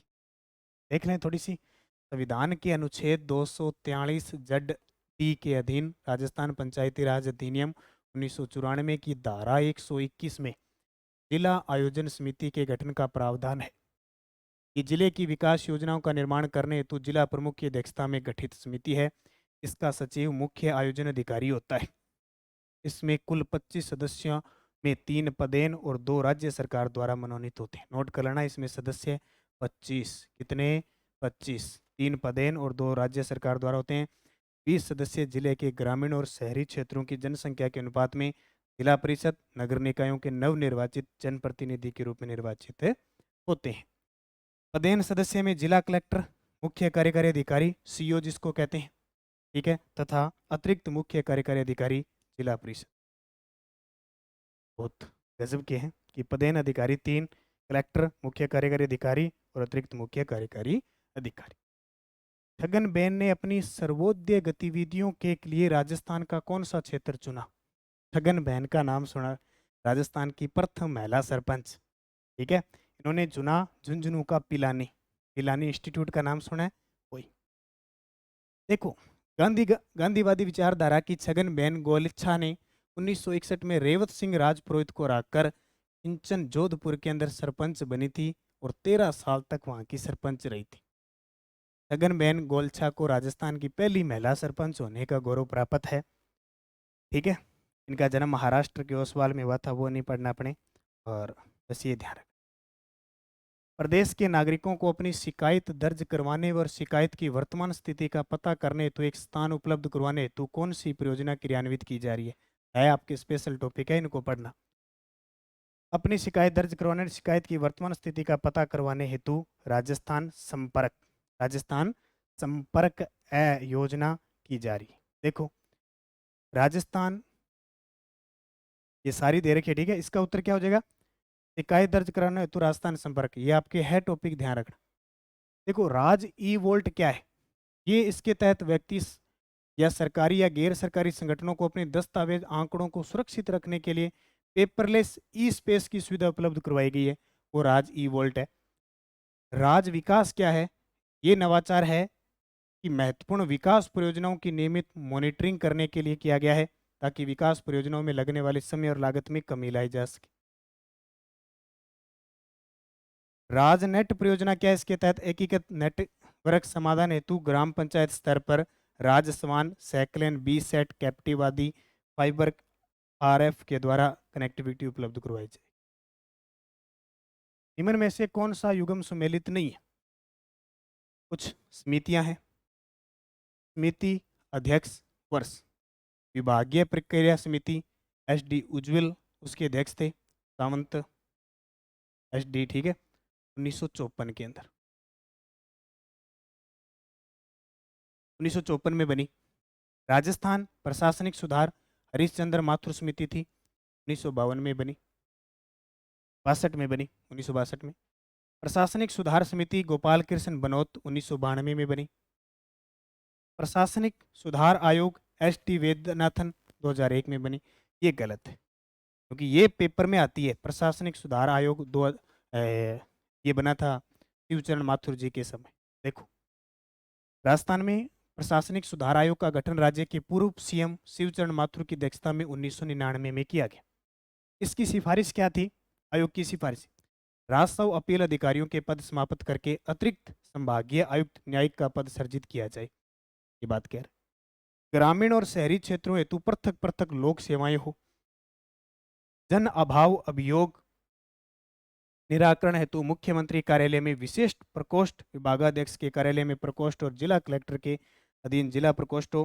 भूमि और भवन कर विभाग समाप्त की। ये इसकी क्या थी? सिफारिशें। निम्न में से कौन सी योजना निशक्त जन कल्याण योजना से संबंधित नहीं है? विश्वास योजना है, आस्था योजना है, सुखद दाम्पत्य जीवन योजना है, उपयुक्त सब सारे ऐसे प्रश्न आपको देखने को मिलेंगे कि आप घबराओगे, भाई ये क्या चीज, कैसे उत्तर इनका दें, क्या करें। देखो 2004-05 में ये योजना स्टार्ट हुई थी, किसके लिए? निशक्त जनों को निःशुल्क अंग और उपकरण करवाने के लिए। जैसे आस्था योजना भी इससे संबंधित है। सुखद दाम्पत्य योजना 1997 में शुरू हुई थी। इसमें विकलांग युवक युवतियों को विवाह उपरांत सुखद दाम्पत्य जीवन प्रारंभ करने हेतु आर्थिक सहायता प्रदान की जाती है। आस्था योजना 2004-05 में निःशक्त परिवारों हेतु सहायता और संरक्षण स्पेशल। राजस्थान लोक सेवा गारंटी अधिनियम 2011 के अंतर्गत प्रथम अपीलीय प्राधिकरण के निर्णय के विरुद्ध कितने दिनों में द्वितीय अपीलीय प्राधिकरण की अपील की जा सकती है? ताज़ा अभी सीएटी में प्रश्न आया हुआ है 2023 में, और आपके टॉपिक है ना लोक नियोजन, वहाँ से ये प्रश्न काम आएगा। 60 दिन, ठीक है, कितने दिन? 60 दिन। अब पूरी डिटेल बताऊँ, आराम से पढ़ना इस चीज़ को। राजस्थान लोक सेवा आयोग के प्रदान करने की गारंटी अधिनियम 2011 है। पहले तो यही पूछ लेगा अधिनियम कौन सा है। यह अधिनियम 14 नवंबर 2011 को संपूर्ण राज्य में लागू हुआ। ये प्रश्न पेपर में आया हुआ है। 14 नवंबर 2011 बाल दिवस, पंडित जवाहरलाल नेहरू का स्थापना दिवस, जन्म दिवस, ठीक है। राजस्थान की जनता को निर्धारित समय में सेवाएं प्रदान करने की गारंटी प्रदान करता है, निर्धारित समय में। इसमें आमजन की इसके लिए भागीदारी के साथ अधिकारी व कर्मचारी समयबद्ध तरीके से सेवाएं प्रदान करने के लिए बाध्य हो। तो क्या है? राजस्थान लोक सेवा गारंटी जो संपूर्ण राज्य में 14 नवंबर 2011 को लगा। इसमें कुछ सेवाएं हैं भी, जरूर पढ़ना, क्योंकि आपके अगर प्रश्न कथन से आ गया तो मुश्किल होना जाहिर सी बात है, तो मुश्किल न हो। इस अधिनियम के अंतर्गत 27 विभागों की 287 सेवाएं उपलब्ध है। 27 विभागों की 283 सेवाएं उपलब्ध है। प्रथम अपील अधिकारी 21 दिन के भीतर शिकायत का निस्तारण करेगा। प्रथम प्रथम अपील अधिकारी 21 दिन के भीतर शिकायत का निस्तारण करेगा। द्वितीय अपीलीय प्राधिकारी को अपील की जा सकती है 60 दिनों। दोनों में ध्यान रखना आपका, हो सकता है ये प्रश्न आ जाए आपकी बार। 21 दिन पहला, दूसरे 60 दिन। दूसरी अपील अधिकारी मामले की जांच करके दोषी कर्मचारियों के वेतन आरोपित कर सकता है और 500 से 5000 तक होगा। ठीक है। आरोप, यदि सेवा प्रदान करने में कोई कर्मचारी अधिकारी अनावश्यक विलंब करे तो प्रतिदिन 250 रुपये, अधिकतम 5000 रुपये का जुर्माना लगा देते हैं उसमें। दंड की राशि उत्तरदायी अधिकारी के कर्मचारी के वेतन से कटेगी। प्रथम अपील, द्वितीय अपील और पुनः परीक्षण आवेदन के साथ फीस नहीं लगेगी, निःशुल्क। पेपर में आ जाएगा इतनी फीस लगेगी। तो ये तथ्य है, यहाँ से कोई प्रश्न आ गया तो देख लेना। राजस्थान सरकार ने राजस्व से संबंधित विभिन्न मामलों के लिए पंचायत स्तर पर किसे लोक सुनवाई अधिकारी के रूप में अधिसूचित किया है। आपके टॉपिक स्पेशल है ये टॉपिक आपके काम के हैं। इसको ग्राम सेवक को हम क्या कहते हैं, अब नाम हो गया नया, ग्राम विकास अधिकारी। ग्राम विकास अधिकारी क्या कह सकते हैं हम इसको, वीडीओ। भर्ती आई थी ना पिछली भर्ती, संविधान की धारा 89 में परिवर्तन हुआ, धारा 89 में परिवर्तन हुआ। नाम ग्राम सेवक, ग्राम सचिव से ग्राम विकास अधिकारी। पढ़ें थोड़ी सी चर्चा बाकियों की भी। पंचायत समिति स्तर पर लोक सुनवाई अधिकार के रूप में तहसीलदार को, देखो क्या कह रहा है, ग्राम पंचायत स्तर पर कौन हो गया, ग्राम सेवक, ग्राम विकास अधिकारी। जबकि पंचायत समिति स्तर पर तहसीलदार होता है, ये नोट कर लेना, प्रधान मत लिख देना यहाँ पे, कौन होता है, तहसीलदार। भारत का पहला राज्य मध्य प्रदेश था जिसने लोक सेवा गारंटी कानून लागू किया था। पहला राज्य, राजस्थान मत कर देना, जैसे जन सूचना का अधिकार राजस्थान है तो ये भी हो जाए। राजस्थान जन सुनवाई का अधिकार अधिनियम पर आर्थिक दंड अधिकतम कितने रुपए लगा सकते हैं। राजस्थान जन सुनवाई का अधिकार अधिनियम पर आर्थिक दंड अधिकतम कितना लगा सकते हैं हम, तो आर्थिक दंड हम ज़्यादा से ज़्यादा 5000। अभी देखा था ना 5000, तो ये सारे आगे ना। देखो 1 अगस्त 2012 से प्रदेश में राजस्थान जन सूचना का अधिकार अधिनियम लागू किया गया। ऐसा करने वाला राजस्थान देश का पहला राज्य, कब, 2012। मुख्य सूचना आयुक्त श्री डीबी गुप्ता, पूरा नाम जरूर ध्यान रखना, डॉक्टर देवेंद्र भूषण गुप्ता, देवेंद्र भूषण गुप्ता ने सूचना आयोग कार्यालय में आरटीआई पोर्टल 2.0 लॉन्च किया। राज्य में सूचना के अधिकार के मामलों में त्वरित निस्तारण के लिए राज्य सूचना आयोग द्वारा आरटीआई पोर्टल 2.0 लॉन्च किया गया। ये प्रश्न पिछले साल आ चुका है। सुनवाई के अधिकार को सुनिश्चित करने हेतु प्रत्येक कार्यालय में विभाग में लोक सुनवाई अधिकारी नियुक्त किया गया है। कहाँ कहाँ पे देखो, ग्राम पंचायत स्तर पे होता है ग्राम विकास अधिकारी और पटवारी, ठीक है। तहसील स्तर पे तहसीलदार, पंचायत समिति स्तर पर खंड विकास अधिकारी। राजस्थान जन सुनवाई का अधिकार, यहाँ प्रश्न में थोड़ा चेंज है, ये राजस्व से संबंधित है, ध्यान रखना, ये ध्यान रखना। उपखंड स्तर पर उपखंड अधिकारी एसडीओ को एसडीएम कहते हैं। जिला स्तर पर एडीएम, सभी विभागों के जिला अधिकारी। जिला स्तर पर मुख्य कार्यकारी अधिकारी सीओ। नगर पालिका पर जो अधिशासी अधिकारी होता है। नगर परिषद स्तर पर आयुक्त होता है। नगर निगम स्तर मुख्य कार्यकारी अधिकारी होता है और संभाग स्तर पर अतिरिक्त संभागीय आयुक्त व संबंधित विभागों के संभाग स्तर के अधिकारी होते हैं। ये भी आपको याद रखना है। राजस्थान में नागरिक आपूर्ति विभाग द्वारा नागरिक अधिकार पत्र कब जारी किया गया। राजस्थान में अभी टॉपिक है ना नागरिक अधिकार वाला, उसकी डिटेल बताऊंगा। तो बदल बदल के प्रश्न आएंगे, कल और प्रश्न घूम के आएंगे, अलग से आएंगे।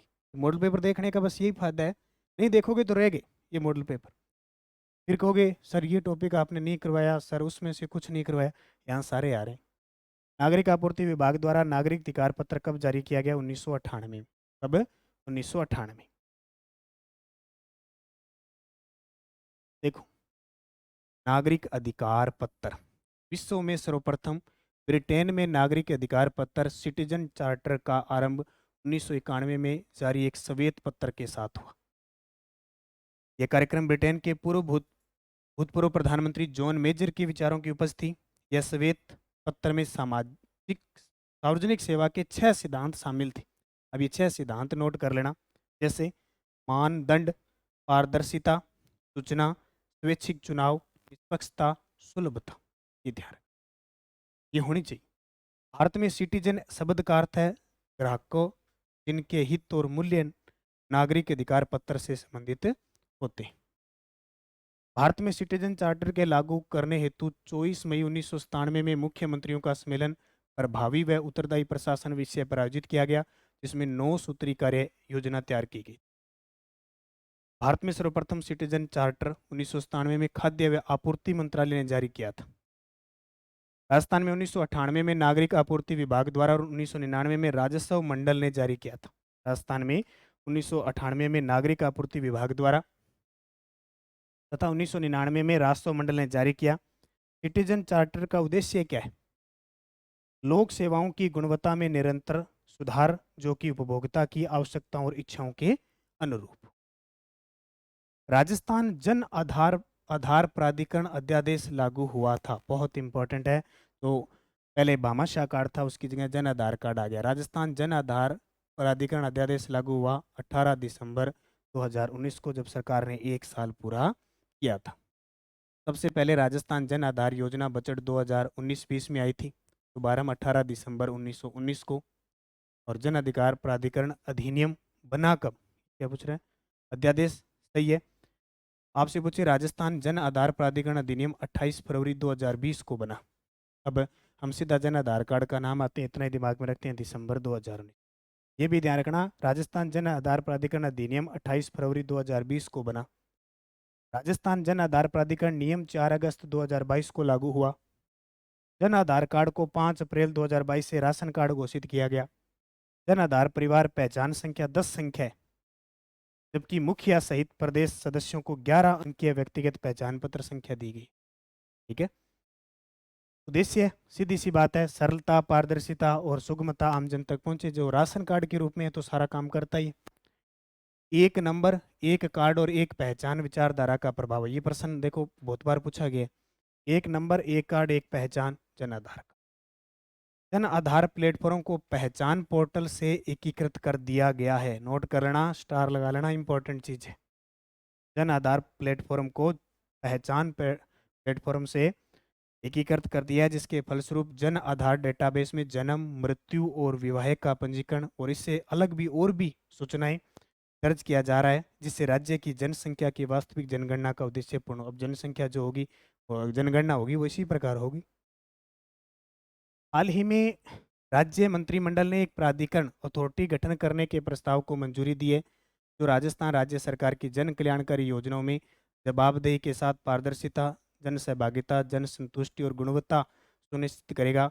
इस प्राधिकरण का नाम है राजस्थान सामाजिक व निष्पादन आकांक्षण प्राधिकरण। ठीक है, क्या है ये? तो राजस्थान सामाजिक व निष्पादन आकांक्षण प्राधिकरण 2022 राज्य मंत्रिमंडल द्वारा मंजूरी 1 सितंबर 2022 को। ठीक है। उद्देश्य योजनाओं कार्यक्रमों को लागू करने वाले सरकारी विभाग, उपक्रम और अन्य एजेंसियों के प्रदर्शन का आंकलन करने हेतु राजस्थान सामाजिक व निष्पादन आकांक्षण प्राधिकरण का गठन किया। अगला देखो, राजस्थान संपर्क पोर्टल का उपभोग किया जा सकता है। राजस्थान संपर्क पोर्टल का उपभोग किया जा सकता है शिकायत निवारण प्रणाली के रूप में। शिकायत निवारण प्रणाली के रूप में देखो, राजस्थान संपर्क पोर्टल है वो, उसकी शुरुआत 2014 में हुई थी। जन सामान्य को शिकायतों को दर्ज करने और समस्याओं का निराकरण करने हेतु शुरू किया गया। इसमें बिना कार्यालय में उपस्थित हुए समस्याओं को ऑनलाइन दर्ज करने की सुविधा है। ठीक है। मुख्यमंत्री हेल्पलाइन नंबर के लिए एक नया टोल फ्री नंबर भी है। कोई भी आप शिकायत 181 पर कर सकते हो, किसी भी प्रकार की है। राजस्थान संपर्क पोर्टल का उपयोग केंद्रीकृत शिकायत निवारण मंच के रूप में किया जा रहा है। तो ये टॉपिक है आपके राजस्थान संपर्क पोर्टल। सभी सरकारी योजनाओं की जानकारी हेतु दिसंबर 2020 को किस पोर्टल की शुरुआत राजस्थान में की गई? सभी सरकार की जितनी भी योजनाएं हैं उनकी एक ही प्लेटफॉर्म पर दिसंबर 2000 से पब्लिक वेलफेयर पोर्टल यानी जन कल्याण पोर्टल का दूसरा नाम कहें तो क्या है? जन कल्याण पोर्टल। जन कल्याण पोर्टल। देखें थोड़ी सी राजस्थान वेलफेयर पोर्टल 18 दिसंबर 2020 को इसका शुभारंभ किया गया। इसका जो विभाग है वो सूचना प्रौद्योगिकी व संचार विभाग और योजना विभाग के द्वारा क्रियान्वयन है। उद्देश्य सभी सरकारी और जिलों की जानकारी एक मंच के माध्यम से उपलब्ध करवाना। निम्न में से कौन सा कथन सत्य है? सत्य बताना है, ठीक है। स्वीडन की ओम्बुड्समैन संस्था के समान भारत में लोकपाल व लोकायुक्त संस्था का गठन किया गया। यानी भारत देश के अंदर लोकपाल है, राज्यों के अंदर लोकायुक्त है। केंद्र सरकार में लोकपाल अधिनियम 16 जनवरी 2014 से लागू हुआ। राज्यपाल द्वारा उप लोकायुक्त की नियुक्ति लोकायुक्त की सलाह पर की जाती है। लोकायुक्त व उप लोकायुक्त को शपथ राज्यपाल और इस हेतु इसके द्वारा प्राधिकृत व्यक्ति द्वारा दिलाई जाती है। तो इसमें कौन सा कथन सही है? तो सारे के सारे ये कथन है, ये सारे के सारे क्या है? सत्य है। जितने भी ये सारे कथन है ये क्या है? सत्य है। अगला प्रश्न देखो, इसमें थोड़ी सी डिटेल बता देता हूँ। लोकायुक्त की बात अपने राजस्थान में 1973 से शुरू है सिस्टम, ठीक है। राजस्थान में लोकायुक्त और उप लोकायुक्त 1973 द्वारा पद सर्जित किया गया है। वर्तमान में राजस्थान के लोकायुक्त कौन है? प्रताप कृष्ण लोहोरा। राजस्थान शहरी क्षेत्र विकास कार्यक्रम के बारे में सत्य कथन बताइए। ये प्रश्न आगे अर्थव्यवस्था के। राजस्थान शहरी क्षेत्र विकास कार्यक्रम यह एडीबी के सहयोग से संचालित है। एडीबी एशियन डेवलपमेंट बैंक, और इसका मुख्यालय कहाँ पे है? मनीला, फिलीपींस में। अवधि नवंबर 2015 से मार्च 2023 तक थी। अब जितना भी बाकी कार्य है वो शेष कार्य राज्य सरकार द्वारा पूरा किया जाएगा सभी इनके टेस्ट भी मैं अलग से आपको डाल दिए गए। राजस्थान मध्यम नगरीय क्षेत्र विकास परियोजना नवंबर 2027 तक किसके सहयोग से संचालित है? राजस्थान मध्यम नगरीय क्षेत्र विकास परियोजना। मैंने 10 योजना करवाई थी आपको, अगर याद होगा तो। मैंने आपको 10 योजनाएं करवाई थी शक्ति परियोजना की, जिनका किसी न किसी के सहयोग से काम चल रहा है। तो इनमें से ये वापस फिर मैं आपको दे रहा हूँ ताकि और आराम से इनको पढ़ सको। तो इसका उत्तर क्या आ जाएगा? इसका भी एशियन विकास बैंक, एडीबी। राज्य राजमार्ग निवेश कार्यक्रम परियोजना प्रथम और द्वितीय चरण किसके द्वारा संचालित? अभी आरएस प्री के अंदर आया था, विकास वाला। जब यहाँ नाम आ जाए राज्य राजमार्ग निवेश कार्यक्रम तो चुप करके एडीबी लगाना है। जब यहाँ आ जाए राजस्थान राजमार्ग निवेश विकास कार्यक्रम तो विश्व बैंक लगा देना। राज्य राजमार्ग विकास कार्यक्रम द्वितीय चरण संचालित है, विश्व बैंक, सीधी सी। रेगिस्तान क्षेत्र के लिए जल क्षेत्र पुनः संरचना परियोजना प्रथम व द्वितीय चरण किसके द्वारा संचालित है? रेगिस्तान क्षेत्र के लिए ये नई परियोजना है, इसको थोड़ा सा ढंग से पढ़ना, ठीक है। रेगिस्तान क्षेत्र के लिए जल क्षेत्र पुनः संरचना परियोजना एनडीबी के सहयोग से, एनडीबी के सहयोग से। निम्न में से कौन सी परियोजना विश्व बैंक द्वारा संचालित नहीं है? निम्न में से कौन सी परियोजना विश्व बैंक द्वारा संचालित नहीं है? द्वितीय बांध पुनर्वास व सुधार परियोजना तो है। राजस्थान ग्रामीण जलापूर्ति व फ्लोरोसिस निराकरण परियोजना ये नहीं है। ये है जापान की कंपनी है जायका, ठीक है। जायका कह दो या इसको कह दो जीका, जापान इंटरनेशनल ये कॉरपोरेशन एजेंसी। सार्वजनिक वित्तीय प्रबंधन वाली है और राज्य राजमार्ग विकास वाली है, बाकी ये नहीं है। देख लो, राजस्थान ग्रामीण जलापूर्ति फ्लोरोसिस सहयोग Zika, Japan international cooperation agency, और अवधि जुलाई 2021 से दिसंबर 2024। प्रदेश में राज्य के किसी भी नागरिक को उसकी और उसके संबंधित सरकारी विभागों की शिकायतें दर्ज करवाने वाला पोर्टल कौन है? कौन सा है? सूचना पोर्टल, राजस्थान संपर्क पोर्टल, राज पोर्टल, और ये राजस्थान संपर्क पोर्टल 13 सितंबर 2019 को शुरू हुआ था। जन सूचना पोर्टल कब लॉन्च किया गया? जन सूचना पोर्टल 13 सितंबर 2019 को लॉन्च किया गया। पोर्टल से संबंधित एक दो क्वेश्चन पक्के। विभाग सूचना प्रौद्योगिकी, लगभग अब 115 विभागों की 225 योजनाओं को शामिल किया गया इसमें।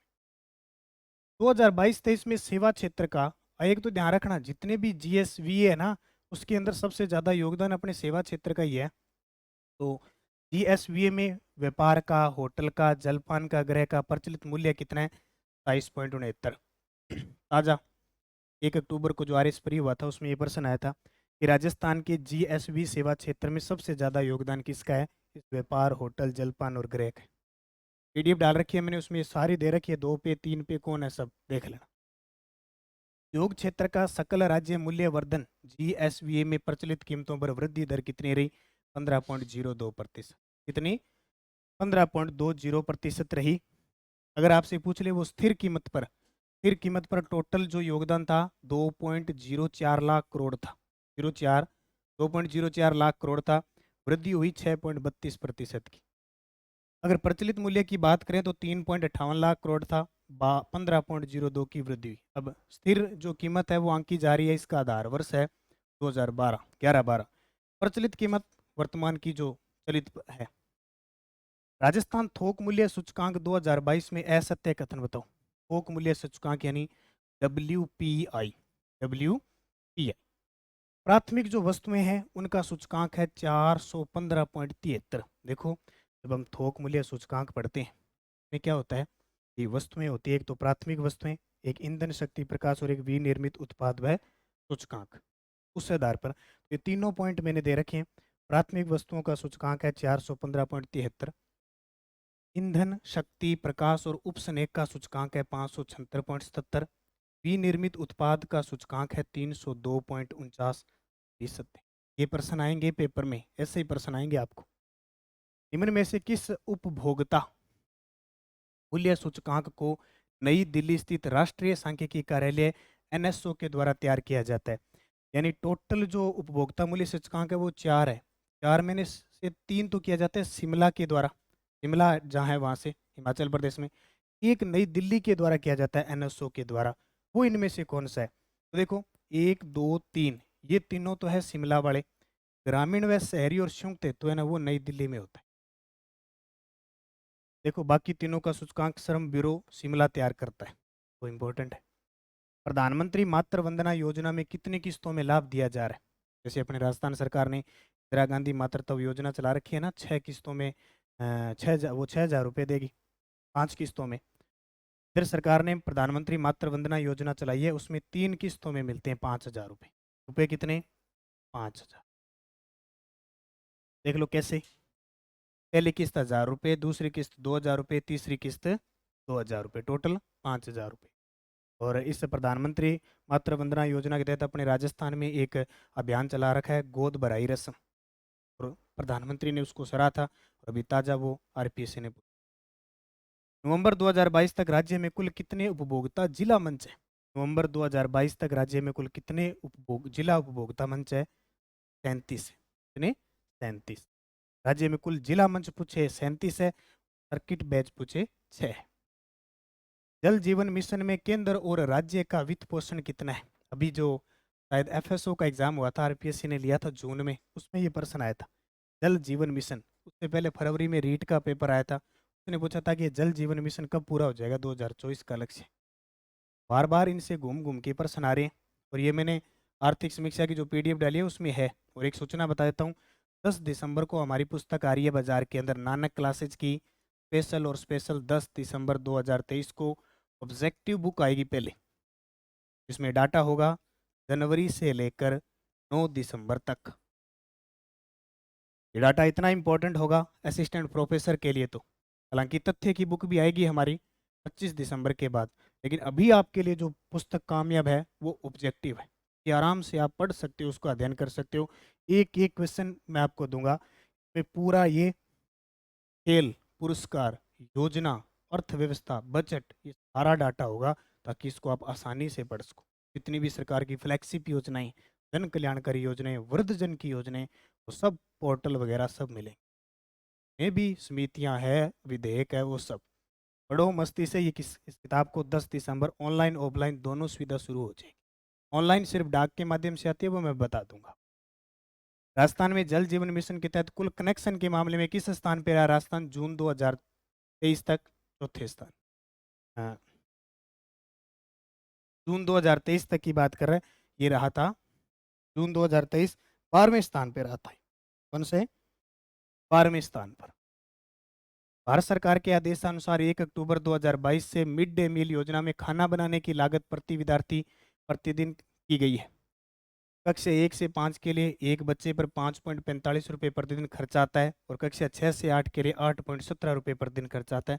दोनों ही सही है। अब इसमें ये चीज़ पढ़नी है, ऐसे नहीं पढ़नी कि सरकार ने कितने बर्तन खरीदे, स्कूल में कितने बर्तन लेके आए, वो नहीं पढ़ना, ये चीज़ें पढ़नी। इसके तहत मुख्यमंत्री बाल गोपाल योजना है, उसमें लागत कितनी है वो भी पढ़नी, क्योंकि उसने फोक्स लिखा है, सीधा फोकस किया एग्जामिनर ने कि मिड डे मील के बारे में आपको पता होना चाहिए। निम्न में से किस फसल उत्पादन में राजस्थान का देश में प्रथम स्थान नहीं है? सोयाबीन का नहीं है, सोयाबीन का तीसरा स्थान है। देखो, सोयाबीन, चना और ज्वार ये तीसरे स्थान पे है। मूंगफली और कुल दलहन में दूसरे स्थान पे है। सरसों, बाजरा, ग्वार, कुल तिलहन, पोषक अनाज में प्रथम स्थान पे है। अब ये क्यों बता रहा हूँ? क्योंकि यही प्रश्न अभी आरपीएससी ने जुलाई महीने के एक पेपर, इसमें सेकंड ग्रेड के पेपर में पूछा है। मूंगफली में प्रथम है। मूंगफली में क्या पूछा उसने? निम्न में से किस फसल के उत्पादन में राजस्थान प्रथम स्थान पे नहीं है? बाजरा में है, सरसों में है, ग्वार में है, तिलहन में है, पोषक अनाज में है, प्रथम स्थान पे। लेकिन मूंगफली में दूसरे स्थान। यहाँ से पुट किया था उसने इसलिए आरपीएससी एग्जामिनर का खोपड़ी में छेद करने वाली ये सीरीज है, ये देख लो खोपड़ी में छेद कैसे होती है। साथ साथ में आपको प्रश्न ही बता रहा हूँ कि क्या पूछ रहा है एग्जामिनर, कितनी सोच है। राष्ट्रीय ग्रामीण आजीविका मिशन NRLM के बारे में सत्य कथन बताओ। जून 2011 में शुरू हुई, ग्रामीण विकास मंत्रालय भारत सरकार द्वारा संचालित, संपूर्ण राज्य में क्रियान्वित, प्रयुक्त सारे सही। सीएम गहलोत ने ओलावृष्टि से प्रभावित कितने जिलों को अभावग्रस्त घोषित कर दिया? 15। अब ये करंट की ज्यादा नहीं बताऊंगा, एक और सूचना बता देता हूँ।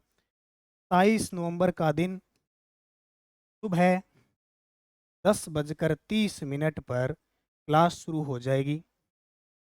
सुबह जनवरी से लेकर नवंबर तक का पूरा डाटा आपको मिलेगा। लाइव क्लास होगी 27 नवंबर, और उस समय आपको एक लंबी मैराथन क्लास पूरा डाटा मिले। ठीक है, ये ध्यान रखें। अब मैं ज़्यादा नहीं बताऊंगा कौन से क्या है, सीधा बात करूंगा पॉइंट पे। उड़ीसा में आयोजित हुई 13वीं हॉकी इंडिया जूनियर महिला हॉकी प्रतियोगिता में राजस्थान महिला हॉकी टीम की कप्तान कौन थी? खुशी नागदा। क्योंकि ये पीडीएफ वहाँ पढ़ लेना, और बाकी हर महीने की पीडीएफ डाली हुई है, तो मैं बार बार इनको ज़्यादा पूरा विवरण नहीं बताऊंगा। जयपुर पुलिस कमिश्नरेट के नए पुलिस कमिश्नर कौन नियुक्त बने हैं? बिज्जू जॉर्ज जोसेफ बने हैं। 2011 से जयपुर और जोधपुर में कमिश्नरेट प्रणाली लागू है, जयपुर और जोधपुर में। और जयपुर के हैं रविदत्त गौड़। राजस्थान सरकार ने असंगठित क्षेत्र के पंजीकृत सक्रिय श्रमिकों और स्ट्रीट वेंडर्स को किस योजना के तहत आर्थिक राहत पहुंचाने का बड़ा निर्णय लिया है? चिरंजीवी श्रमिक संबल योजना। राजस्थान में संविधान को पढ़ो और जियो अभियान की शुरुआत किसके द्वारा की गई? कलराज मिश्र, जो राज्यपाल है। हाल ही में यूरिया गोल्ड नाम की एक नई किस्म सल्फर यूरिया को किसके द्वारा लॉन्च किया गया? जुलाई के अंदर प्रधानमंत्री नरेंद्र मोदी जी आए थे सीकर के अंदर। यूरिया गोल्ड नाम की एक नई किस्म सल्फर यूरिया को लॉन्च किया प्रधानमंत्री नरेंद्र मोदी। 20 से 24 अगस्त 2023 तक राष्ट्रमंडल संसदीय संघ का राष्ट्रीय सम्मेलन राजस्थान में पहली बार कहाँ हुआ? उदयपुर RS में आया अभी ताजा। ठीक है, कब से कब तक? 20 से 24 अगस्त। राजस्थान सरकार ने वंशावली संरक्षण और संवर्धन अकादमी का नाम बदलकर क्या रख दिया? वंश लेखक अकादमी, वंश लेखक अकादमी। 1 अगस्त 2023 को राजस्थान का 11वां नगर निगम किसे बनाया गया है? 1 अगस्त 2023 को राजस्थान का 11वां। इतने दिन कितने नगर निगम थे? 10। 11वां कौन सा बन गया? अलवर। अब 53 जिले बन गए, संभाग 10 बन गए, तो नगर निगम। और नगर परिषद तो और बढ़ा दी, नगर परिषद तो चलो पहले 34 थी, 10 तो सीधी बढ़ा दी सरकार ने, तो 50 के आसपास वो हो जाएगी। 1 अगस्त 2023 की बात है। अब जिसको पता नहीं है वो देख लो। टोटल नगर निगम 11। जयपुर हेरिटेज, जयपुर ग्रेटर, जोधपुर उत्तर, जोधपुर दक्षिण, 4 ये हो गए। कोटा उत्तर, कोटा दक्षिण, 6 हो गए। अब आपसे पूछे किन शहरों में 2-2 नगर निगम है? जयपुर, जोधपुर, कोटा। बीकानेर था, भरतपुर, अजमेर, उदयपुर। ठीक है, और बाकी वो हो गए 10 के बाद 11 टोटल। जयपुर के बाद प्रदेश की दूसरी लाइन सफारी कहाँ बनाई जाएगी? उदयपुर में। जयपुर के बाद, जयपुर में पहली, जयपुर में कौन सी? नारगढ़, नारगढ़ में लाइन सफारी है। दूसरी उदयपुर में। ठीक है, अब देखो कुछ बातें बता देता हूँ, बड़ी काम की चीज़ है। आज वीडियो थोड़ा लंबा तो हो जाएगा, लेकिन बहुत इंपॉर्टेंट चीज़ें हैं सारी, इसलिए थोड़ा फैक्ट बताना जरूरी है। जयपुर में संचालित सफारी, एक तो लाइन सफारी है, एक हाथी सफारी है। सुना है ना आपने? कुंडा गांव आमेर जयपुर, विश्व का तीसरा हाथी गांव। एक टाइगर सफारी है, एक बर्ड सफारी है। आज सुबह करंट की क्लास में बताया मैंने। एक लेपर्ड सफारी, 3 लेपर्ड सफारी है, लेपर्ड होता है तेंदुआ, ठीक है। राजस्थान में 4 अगस्त 2023 को नए जिले और संभाग की अधिसूचना जारी होने पर इनकी संख्या कितनी हो गई है? अब थोड़ा सा, अब अगर ऐसे प्रश्न आ जाए पेपर में तो ही चेंज करना है आपको। 4 अगस्त 2023 को नए संभाग की अधिसूचना जारी होने पर 10 संभाग और 53 जिले हो गए। 3 अभी तक क्लियर नहीं हुए, 3 की घोषणा जरूर होगी, जैसे सुजानगढ़ है, मालपुरा है और कुचामन है। कह दिया कि ये 3 और होंगे, लेकिन अभी अधिसूचना जारी नहीं हुई इनकी। 10 संभाग, 50 जिले, ठीक है। राजस्थान की किस योजना को digital transformation in social sector श्रेणी में गोल्ड अवार्ड मिला है? किस योजना को digital transformation in social sector में, जन आधार योजना को, सोशल सेक्टर तो जन आधार योजना को। अब जन आधार के बारे में हमने पढ़ लिया। जन आधार योजना किस विभाग की है? आयोजना विभाग की है।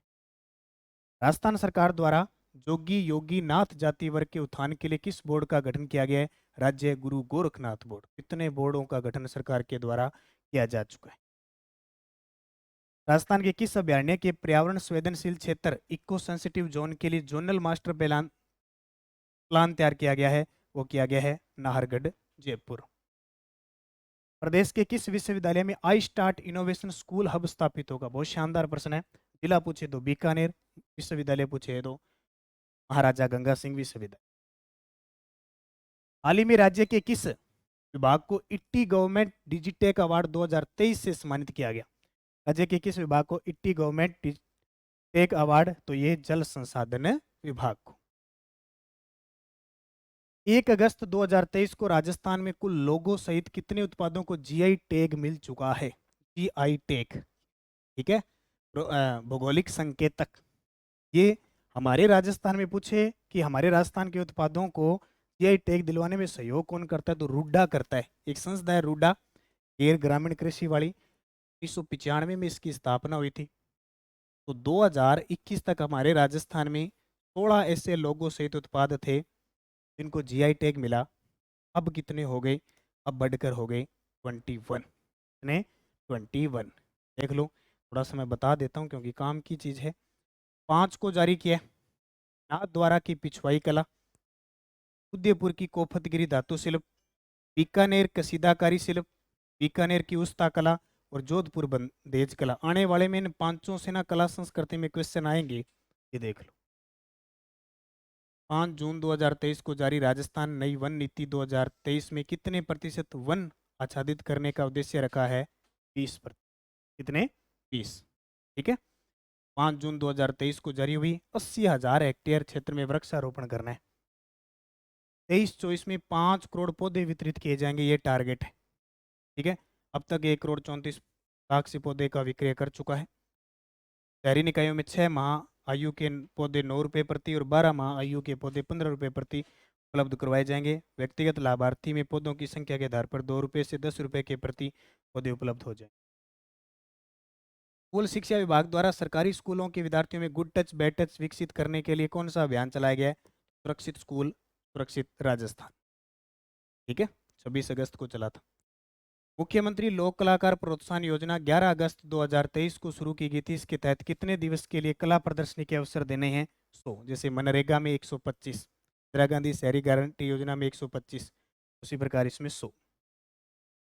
राजस्थान सरकार के किस सॉफ्टवेयर को वर्ष 2023 के टेक्नोलॉजी सभा अवार्ड्स के लिए चयन किया गया? वेब माई वे। वेब माई एक ऐसा डेवलपर सॉफ्टवेयर है जो बड़े सॉफ्टवेयर लॉन्च करने में बड़ी आसानी होगी, विकसित करने में, ये इसका काम है। निम्न में से कौन सी सभ्यता मध्य पाषाण काल की नहीं है? मध्य पाषाण काल की नहीं है, यानी इसको लघु पाषाण काल भी कह सकते हैं। विराट नहीं। कौन सी नहीं है? विराट। देखो, इसे लघु पाषाणकालीन संस्कृति भी कहते हैं, ठीक है, माइक्रोलिथिक कल्चर।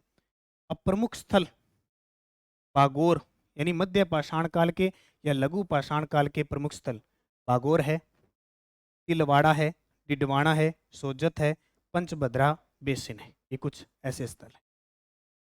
अब आगे भूगोल के प्रश्न। अब अगले 19 प्रश्न हम पढ़ेंगे कौन से?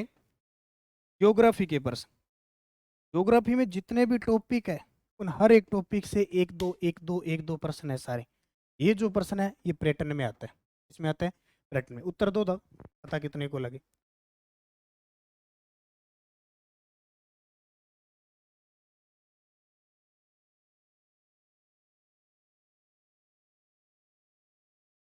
गजब के पर्सन है आज तो सारे, थोड़ा टाइम ज़्यादा लग रहा होगा, लेकिन एक एक चीज़ बता रहा हूँ। टेस्ट सीरीज ले लेना, उसमें पीडीएफ भी पढ़ लेना। टेस्ट भी दे दिया आपको, ठीक है, 6 बजे।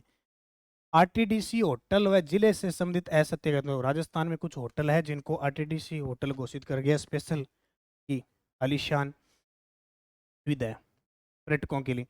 गणगौर होटल है जयपुर के अंदर, हवेली होटल है सीकर के अंदर, हड़ताल होटल है सीकर में, ये गलत है। हड़ताल बाड़मेर का है। उमर होटल है जोधपुर। देखो इनके नाम रखे हुए हैं, स्पेशल स्पेशल है ये। अब मैं कुछ बताता हूँ। होटल प्रमुख आरटीडीसी होटल, चिरमी होटल है चूरू में, चाहे चिरमी चाहे चूरू। हड़ताल बाड़मेर में। मुम्बल होटल है जैसलमेर में। टाइगर डैन सरिस कालवर में, ये तो इंपॉर्टेंट ही बहुत है, ये वर्षन पेपर में आया हुआ है। लेक पैलेस सरिस कालवर में। खादिम होटल है अजमेर में, और डोला मारू है बीकानेर में। अब ऐसे मत करें डोला मारू गीत और ये मारवाड़ का है, जैसलमेर का, जोधपुर का है, लेकिन डोला मारू बीकानेर का होटल है, इधर मुम्बल जैसलमेर है। विश्व का तीसरा हाथी गांव राजस्थान में कहाँ पे है? तो विश्व का तीसरा हाथी गांव है कुंडा ग्राम आमेर जयपुर में, ठीक है। सोजत की मेहंदी को 2021 में जीआई टैग मिला। बागौर हवेली सबसे बड़ी यहाँ पे पगड़ी रखी हुई है। तोप गांव राजस्थान का भारत का विश्व का तीसरा बड़ा cricket stadium Anil Agarwal stadium के नाम पे। देखो कुंडा गांव है आमेर जयपुर में, शिलान्यास 2007 में हुआ था। इससे पहले दो ही हाथी गांव है, एक श्रीलंका में एक थाईलैंड के अंदर है। बायोमास ऊर्जा से संबंधित कथन बताइए। सुन लेना, बड़ा गजब का प्रश्न है, देख लेना इसको, कारण कि आपके टॉपिक है अनवीकरणीय ऊर्जा। सौर ऊर्जा, पवन ऊर्जा, बायोमास, तीन बहुत इंपॉर्टेंट है। डिटेल बताता हूँ। राजस्थान में बायोगैस के सर्वोत्तम स्रोत सरसों की भूसी विलायती बबुल है, बिल्कुल सही है, ये बायोगैस है, ठीक है। सॉरी, यहाँ थोड़ा सा मिस्टेक है, इसको बायोमास करना है, बायोगैस तो पशु वाली है, पशु का जो है ना वो सिस्टम है, हमें बायोमास ही लेते हैं, बायोगैस गलती से लिखा गया।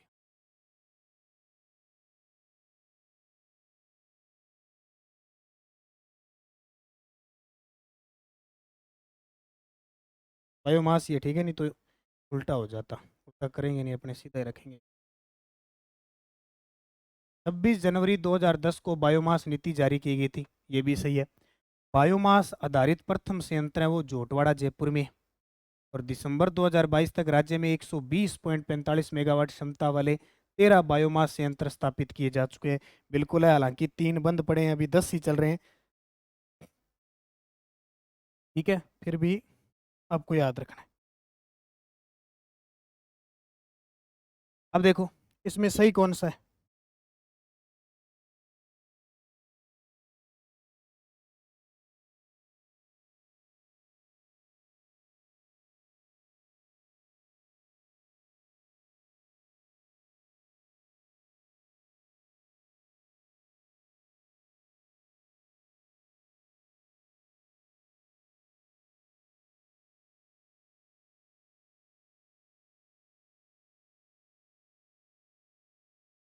तो पहला सही है, दूसरा ही सही है, चौथा भी सही है। 1 2 3 4। जोटवाड़ा जयपुर में नहीं है, पदमपुरा श्रीगंगानगर के अंदर प्रथम संयंत्र है, ठीक है। अब देख लो, बायोमास आधारित प्रथम संयंत्र पदमपुर श्रीगंगानगर में लगाया गया है, और सरसों की खल पर आधारित प्रथम बिजली घर खेड़ली अलवर के अंदर लगाया गया। निम्न में से कौन सा बायोमास ऊर्जा संयंत्र का नहीं, ऐसे प्रश्न आ सकते हैं आपके पेपर में।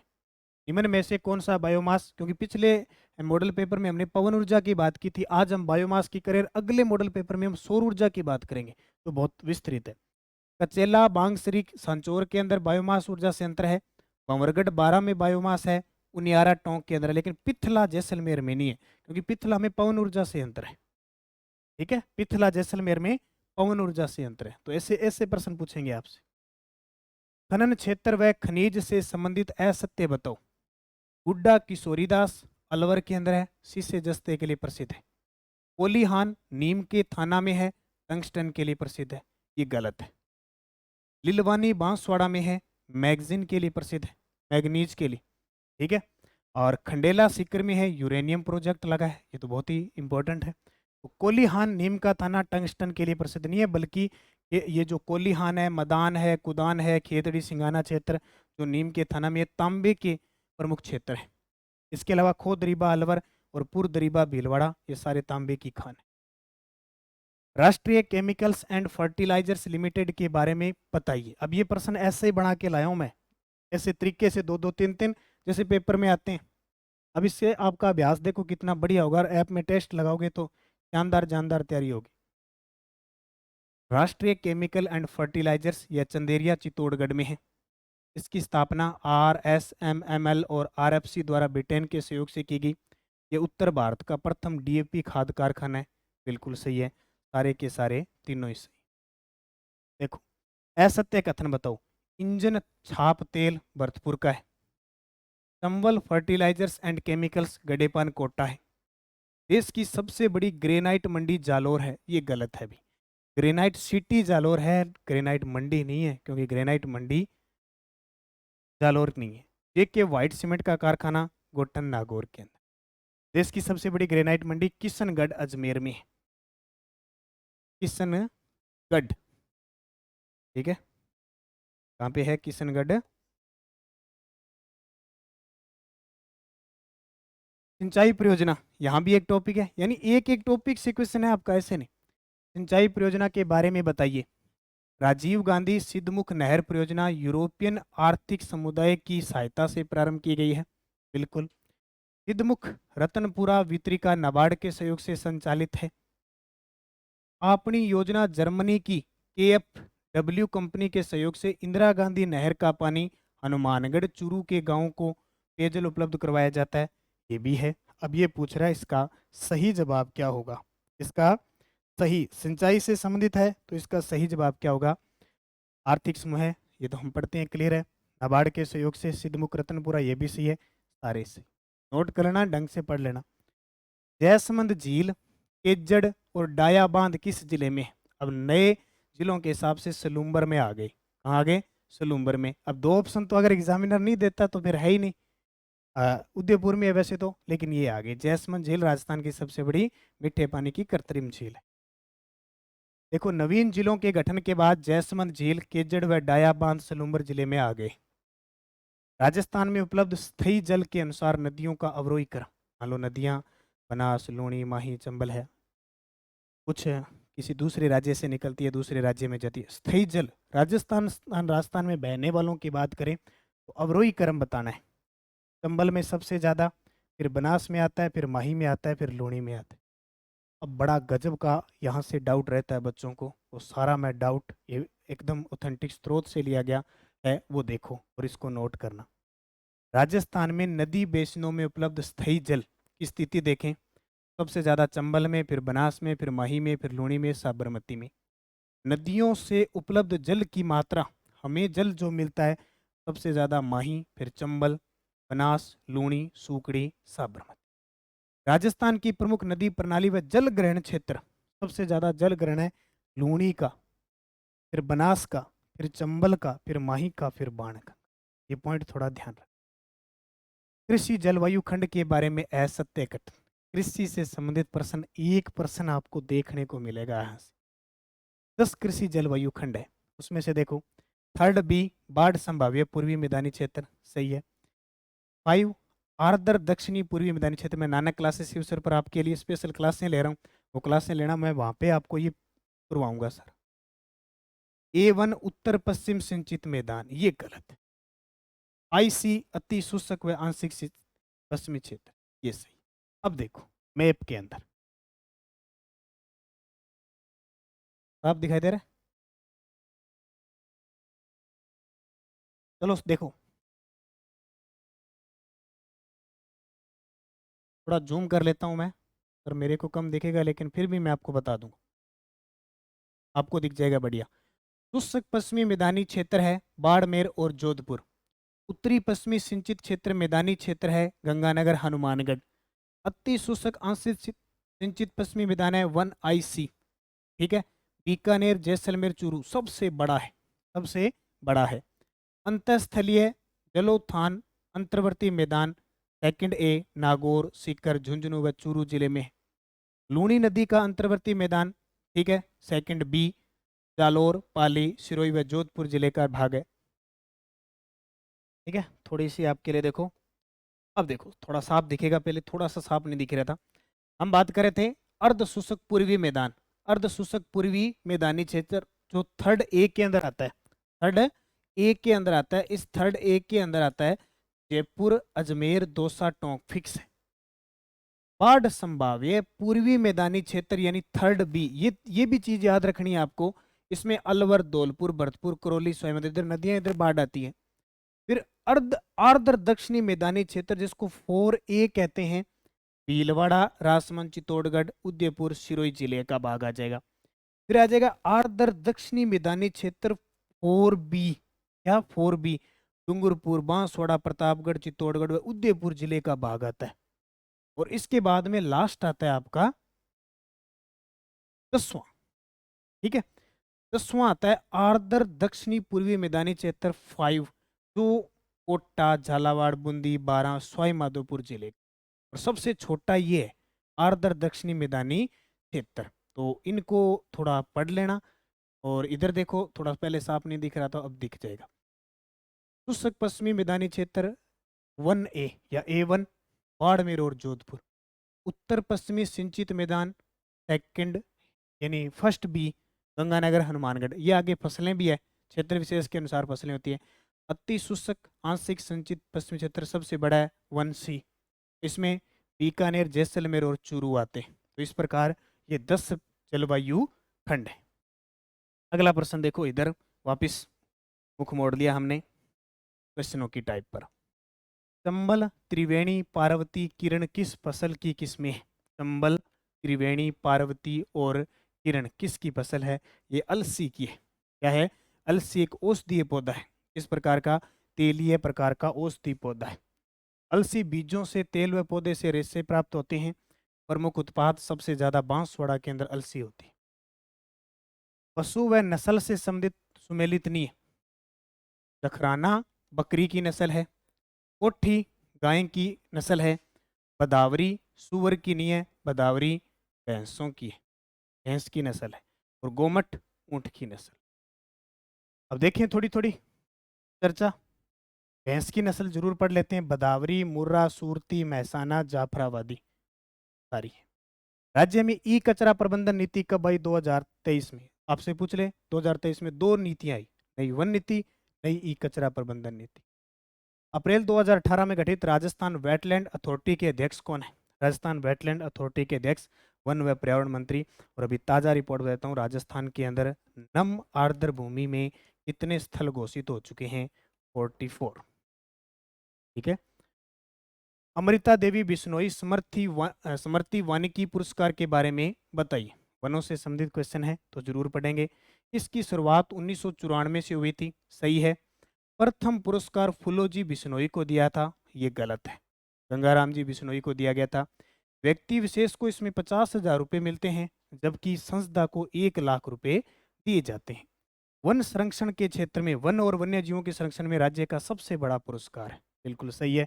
तो 2 नंबर गलत, 1, 3, 4 इसका उत्तर हो जाएगा। ठीक है, 1, 3, 4।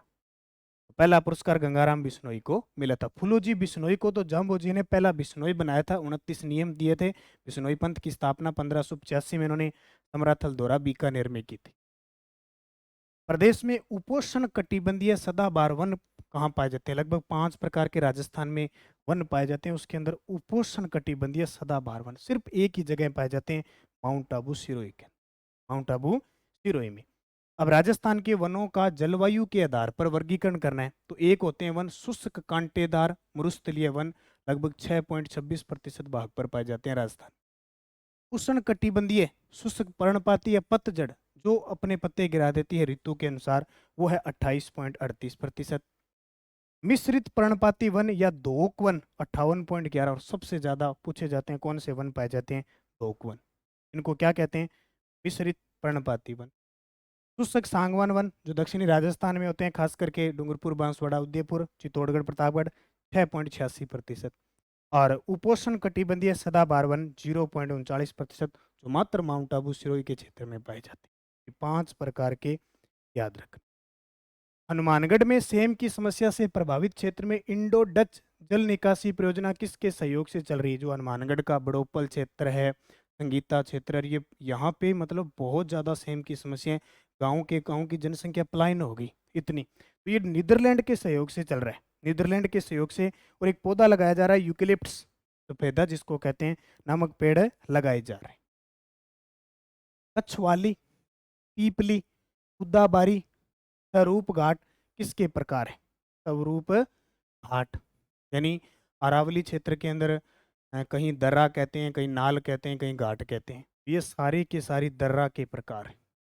अब नए जिले बन गए तो थोड़ी सी प्रॉब्लम ये आएगी। पहले ज़्यादातर हम पढ़ते थे कि ब्यावर अजमेर में ही है, लेकिन अब हमें आसानी हो जाएगी। जैसे कच्छवाली, पीपली, उदाबारी, सारूप घाट, ये सारी ब्यावर जिले में स्थित दर्रा है। पर पखेरिया, शिवपुरा घाट और सुरा घाट ये भी ब्यावर में, पहले इनको अजमेर में पढ़ते थे, लेकिन ब्यावर अजमेर हम ऐसे पढ़ने लगे, अब ब्यावर पढ़ेंगे। दिवेर की नाल, गोरम घाट और कामली घाट दरा राजसमंद में, ये वही है। देखो, गोरम घाट, कामली घाट, जहाँ से मीटर गेज पर ट्रेन चलेगी पर्यटकों के लिए। निम्न में से कौन सा बालूका स्तूपों का प्रकार नहीं है? बालूका स्तूप जो पश्चिमी मरुस्थलीय में जब मिट्टी उड़ती है, ठीक है, दरियन होता है, एक स्थान से दूसरे स्थान पर मिट्टी स्थानांतरित होती है, तो अलग अलग प्रकार के डिजाइन बन जाते हैं। उनको भौगोलिक भाषा में अलग अलग नाम दिए गए हैं। जैसे कहीं नेबखा, किसी को अलग अलग क्षेत्र में, कोई सब्र काफिज कहता है, कोई पेराबोलिक कहता है, यानी अलग अलग डिजाइन के बन जाते हैं। उत्तर आ जाएगा मरहो। मरहो कोई बालू का स्तूप नहीं है, बल्कि एक पोखर का नाम है। देख लो, मैं आपको बता देता हूँ। मरहो तल्ली या पोखर के जल के सूख जाने के बाद बची उपजाऊ मिट्टी का क्षेत्र होता है। सब्र काफिज क्या होता है? ये मरुस्थलीय इलाके में छोटी झाड़ियों या ऊंचे घास के झुंड के चारों ओर बनते हैं। मान लो ये कोई झाड़ी है इस प्रकार, इसके आसपास आसपास ऐसे इकट्ठा हो जाता है, वो सब्र काफिज। नेबखा क्या होता है? झाड़ियों के पीछे निर्मित एक साइड बालू का स्तूप इकट्ठा हो जाता है, उसको नेबखा कहते हैं। अब कुछ बालू का स्तूप दरियन, दरियन तो खास करके आता है, बालू का टीलों का एक स्थान से दूसरे स्थान पर स्थानांतरण होना धेरियन। मान ले आज ये टीला यहाँ पे है, कल को मिट्टी उड़ती उड़ती उड़ती है यहाँ बन गया। ये सब जगह नहीं बनता, ये मरुस्थलीय क्षेत्र में जब लू चलती है ना खतरनाक, ठीक है, उस समय। अनुधेय धैर्य, पवनानुवर्ती, जब ये अनुरूप चलते हैं पवन के। अनुप्रस्थ, जो समकोण का निर्माण करते हैं, समकोण बालू का स्तूप बनाते हैं। बरखान, जो अर्धचंद्राकार बन जाते हैं। मान लो ये टीला है, ये टीला है, यहाँ से क्या होता है, जब हवा चलती है तेज तो मिट्टी उड़ती जाती है, उड़ती जाती है। यहाँ वाली जो मिट्टी है ये उड़ती उड़ती उड़ती ये ऊपर चली जाती है, ऐसे ऊपर चली जाती है, और ये पीछे की तरफ चली जाती है, ऐसे ऐसे। ये बन गए अर्धचंद्र। सीफ, बरखान का ही दूसरा नाम सीफ है। तारा बालू का स्तूप, स्टार बन जाते हैं ऐसे, यानी मिट्टी यहाँ से उड़ती रहती है। खास करके श्री गंगानगर की सूरतगढ़, मोहनगढ़, जैसलमेर में खास करके मिलती है। नेटवर्क बालू का स्तूप, जैसे नेटवर्क होते हैं ना, ऐसे ऐसे बन जाते हैं। पेराबोलिक, हेयर पिन के समान, महिलाएं जो बालों में हेयर पिन लगाती है ना, उसके समान बन जाती है। आपसे पूछिए सब प्रकार के बालू का स्तूप आपको एक जगह देखने हो तो कहाँ मिलेंगे? जोधपुर में सबसे ज्यादा बालू का स्तूप, ठीक है। तो ये आपके 100 क्वेश्चन हो गए टोटल। कितने हो गए? 100। अब आपके लिए मैं क्वेश्चन छोड़ता हूँ, वो आपको बताने।